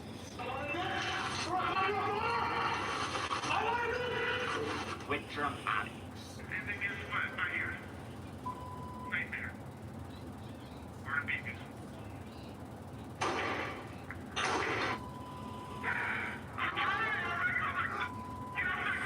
I think this guy is okay. And of course then to the trial itself. Oh. I'm not gonna tolerate this. He spoke to the media about what he did, about his baby, his beloved baby, was dead. His beloved baby in this case was his TikTok career and his fame. That was his baby.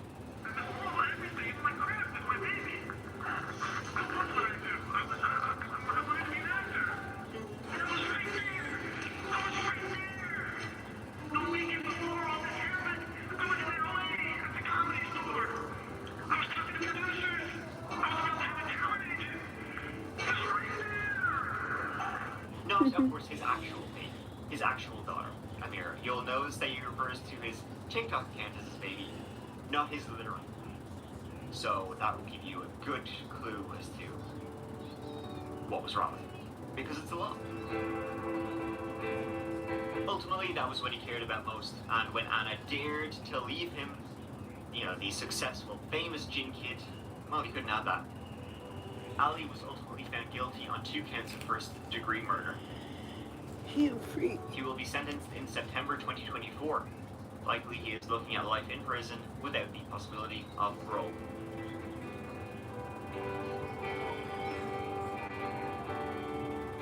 Which, as you will note, is a lot of time to practice those impressions. Thank you so much for watching. It means the absolute world to me that you're here watching this whole video. I'll never be able to thank you guys enough for the support and love. And, you know, speaking of people like Ali, I, for one, I'm so, you know, lucky and so grateful to be able to make content for you guys. And I hope you guys enjoy this one and the ones that are to come. Speaking of content, if you're looking for a little bit more, as I'm only really kind of posting 1 video a week, check out the That Chapter podcast, which releases a brand new podcast exclusive episode every single Monday morning. So different stories is what I talk about here in the videos. Recently we talked about the Black Monk Pontefract, the Brabant killers, the Ariel School UFO incident, and all that kind of stuff. And also there's listener stories where, you know, the listeners, they become a part of the podcast by sending in their scariest experiences with break-ins, with ghosts, with, hey, listen, you got a horror story, something you haven't seen, send it on.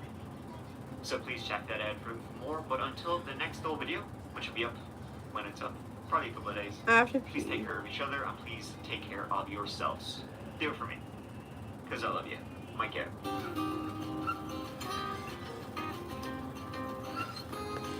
Your girl has to go pee. Let me finish this little part right here and then I'm gonna go pee.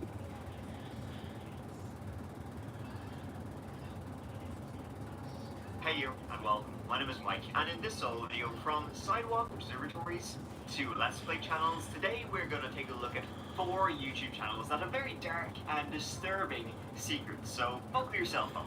First death entertainment. On the surface, just a regular channel, rap and smoke and talk about life, but each has a very dark secret, ranging from mysterious and tragic endings to serial killers who prowl the streets.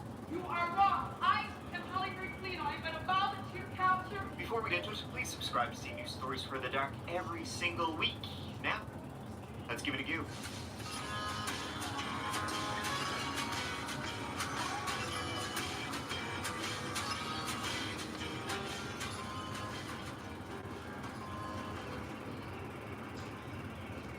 A channel called Jupiter Joe's Sidewalk Observatory has been posting on YouTube since about 2015.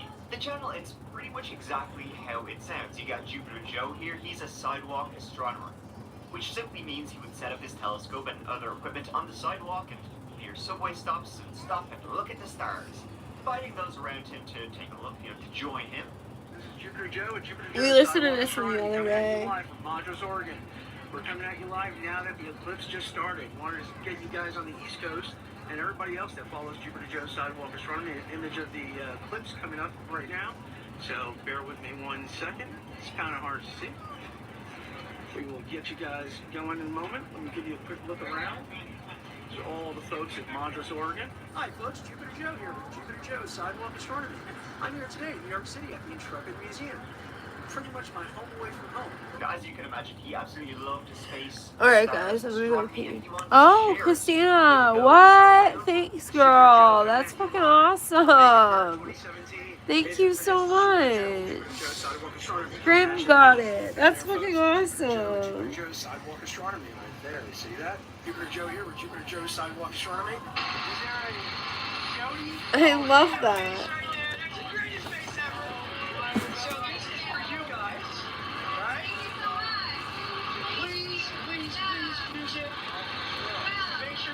Okay, y'all, I gotta go pee real quick. I'll be right straight back. Don't leave. Hang on.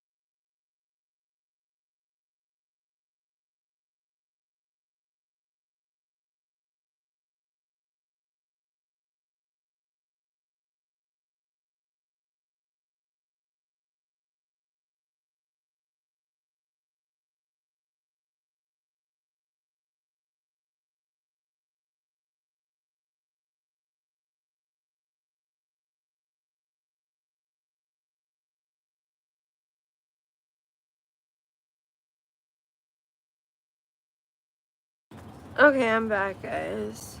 No, I'm not busy, guys. I'm here.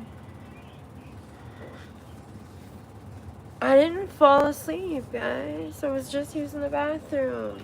And I had to grab something from my room. I was gone for like 5 minutes.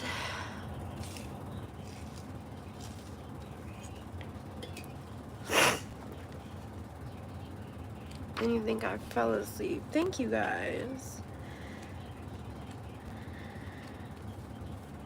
My people know when I fall asleep.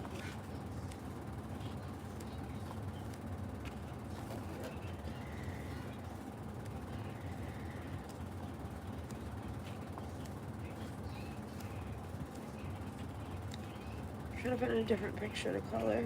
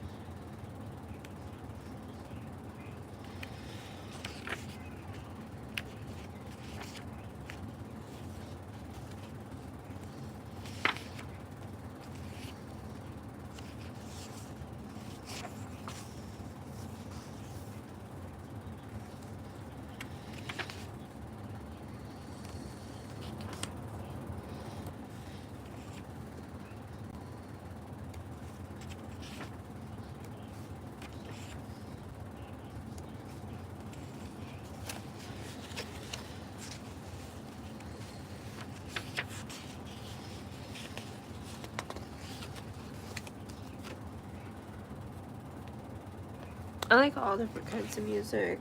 Maybe like rap and stuff like that.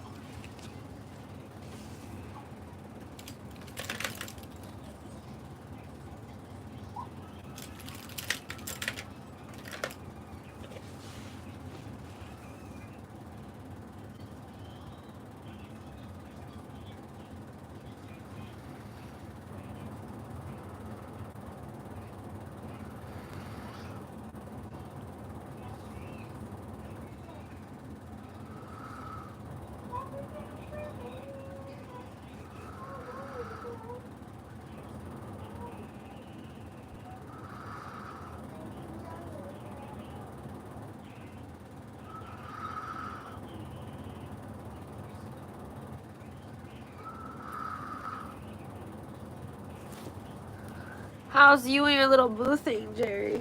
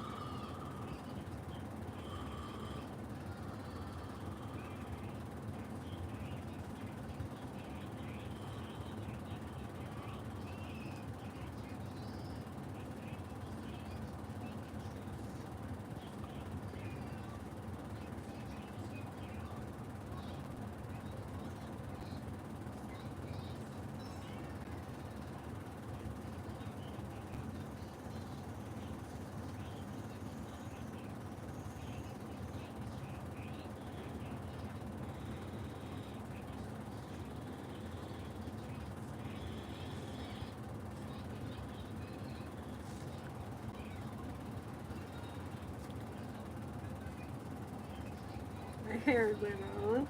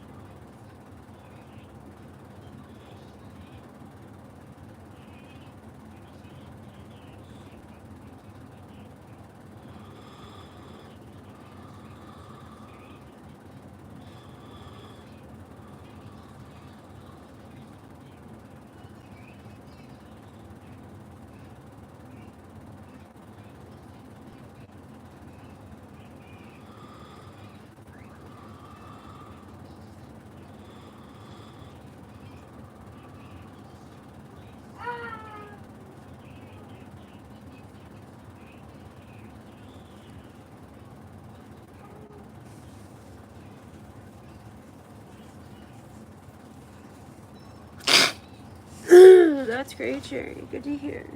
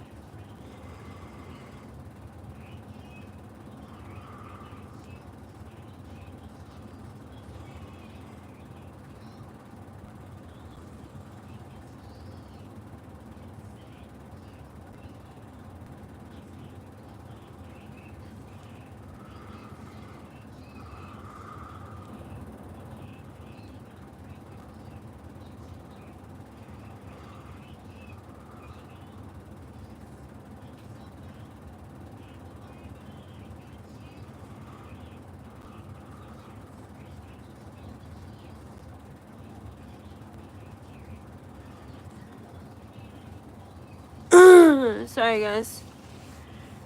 Read the chat from where you going? Huh? I'm coloring like a double cat. It's a bat, that bat cat that I showed you guys.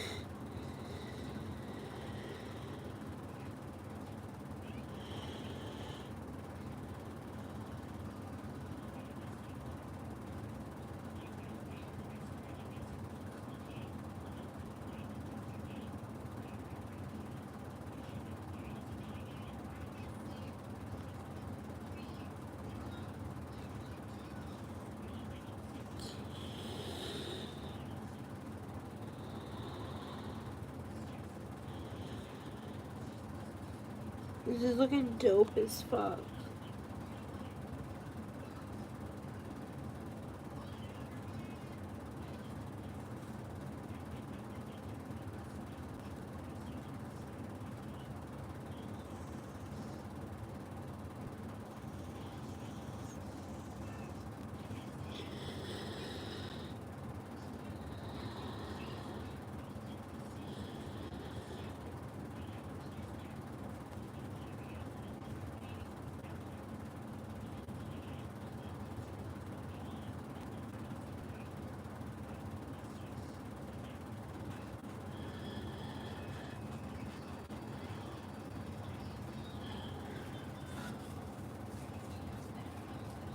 Read the chat when you were in the bathroom. I'm not tired, trash gang. I'm coloring. I'm coloring. See? That's what I'm doing.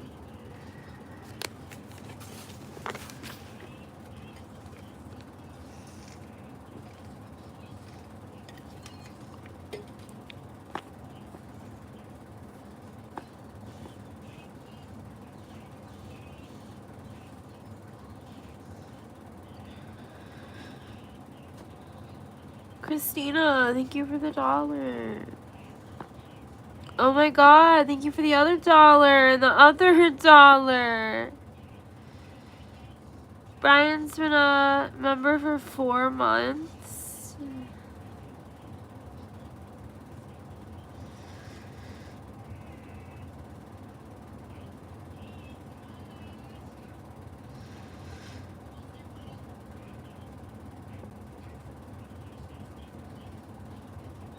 Aww.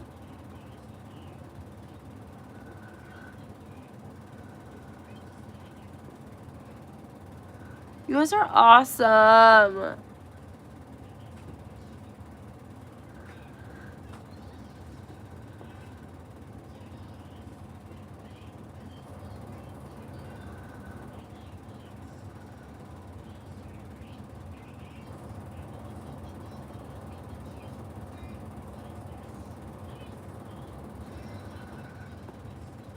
Okay, trash can, you were hidden.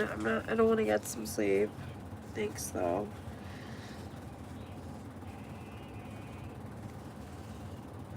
I am just fine. Thank you.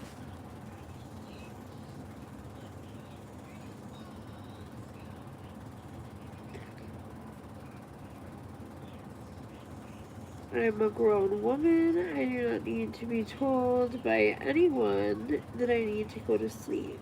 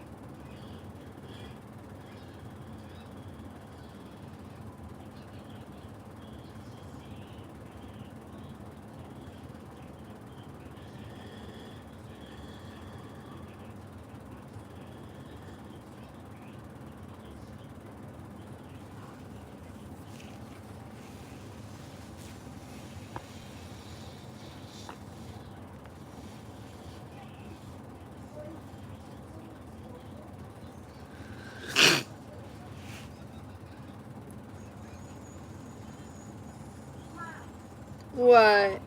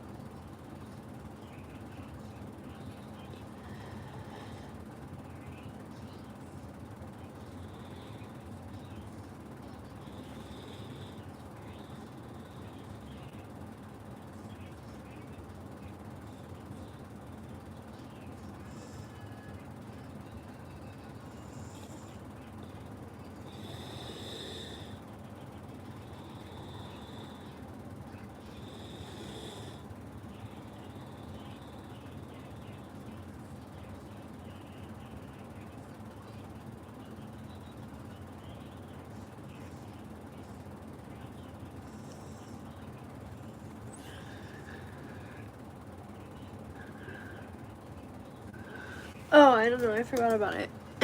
Sorry, Christina. I got you.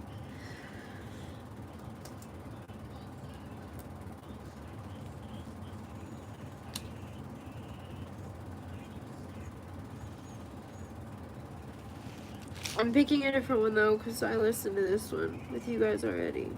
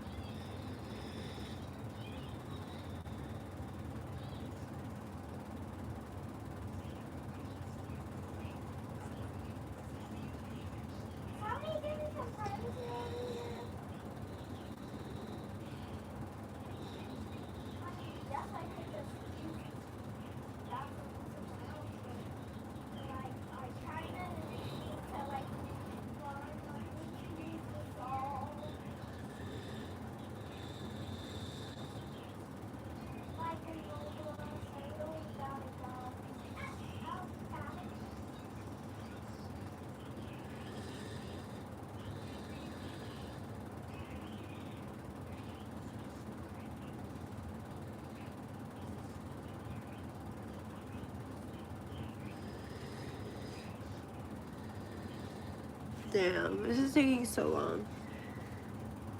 My vision is so blurry.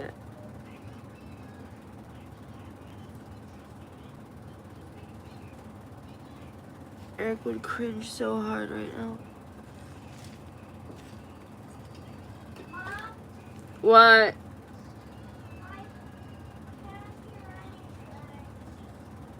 What do you mean?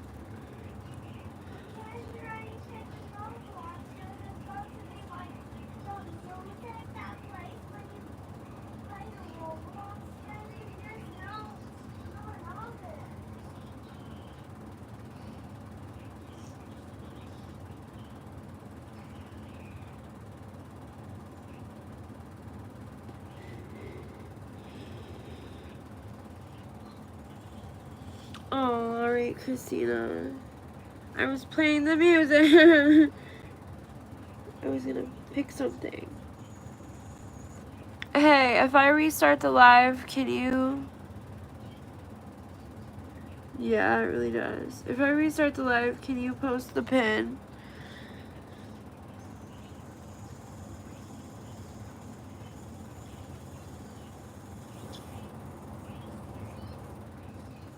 I wish I had other mods on here.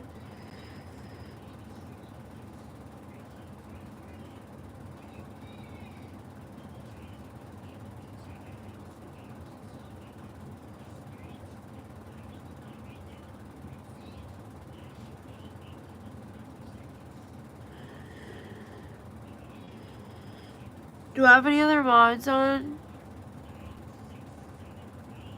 Alright, Jamie's here.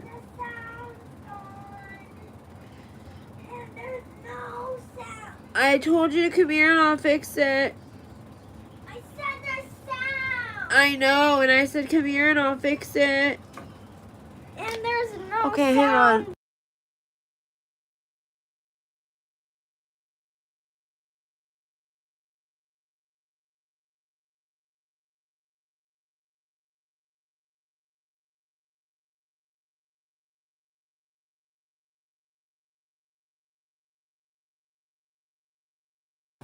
Okay, sorry guys. You couldn't figure out how to turn it up.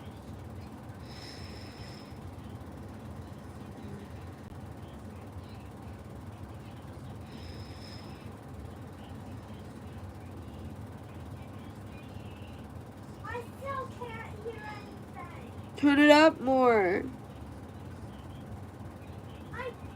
I'm serious. I hear nothing but my video. Okay, come here. Again. I don't. Oh my goodness.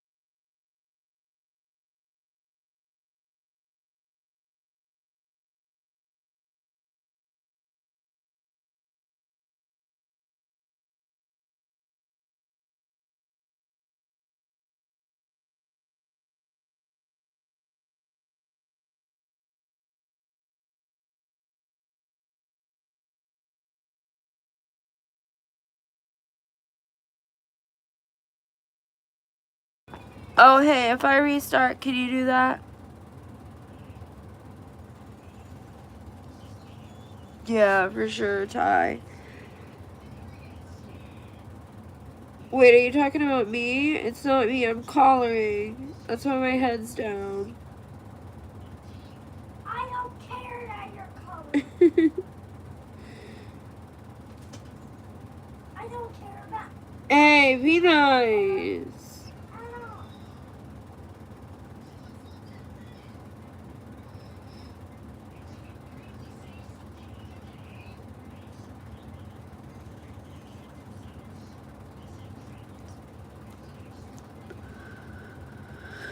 You're good, Grim.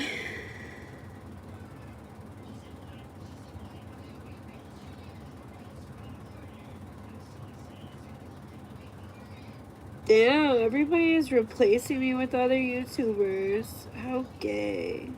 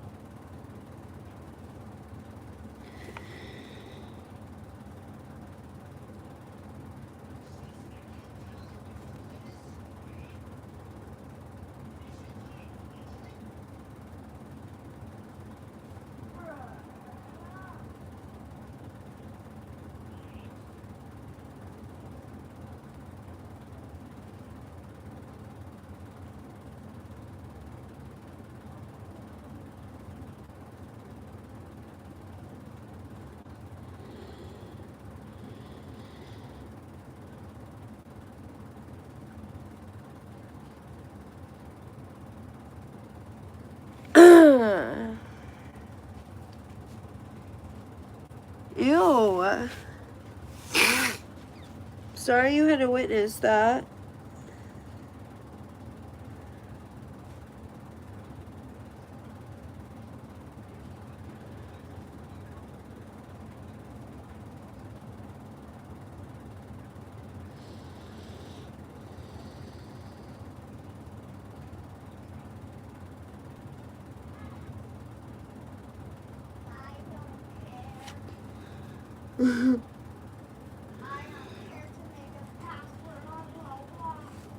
Okay, let's play something on the computer.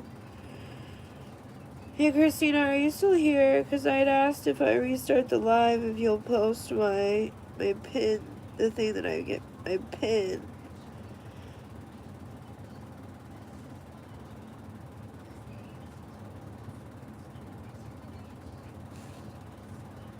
Oh, J-Man's here. J-Man, I might need you to post it. If I have to, I'll message it to you, okay?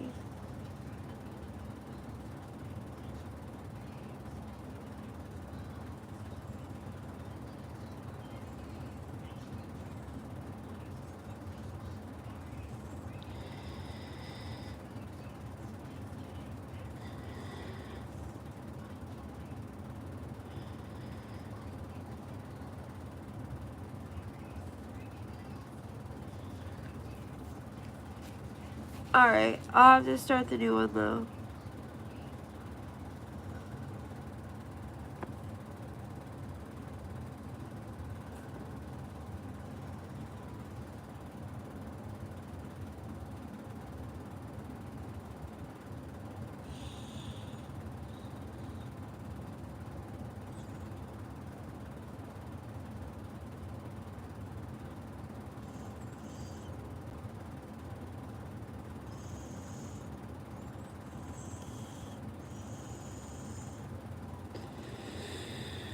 Ooh, guys, I fucked up.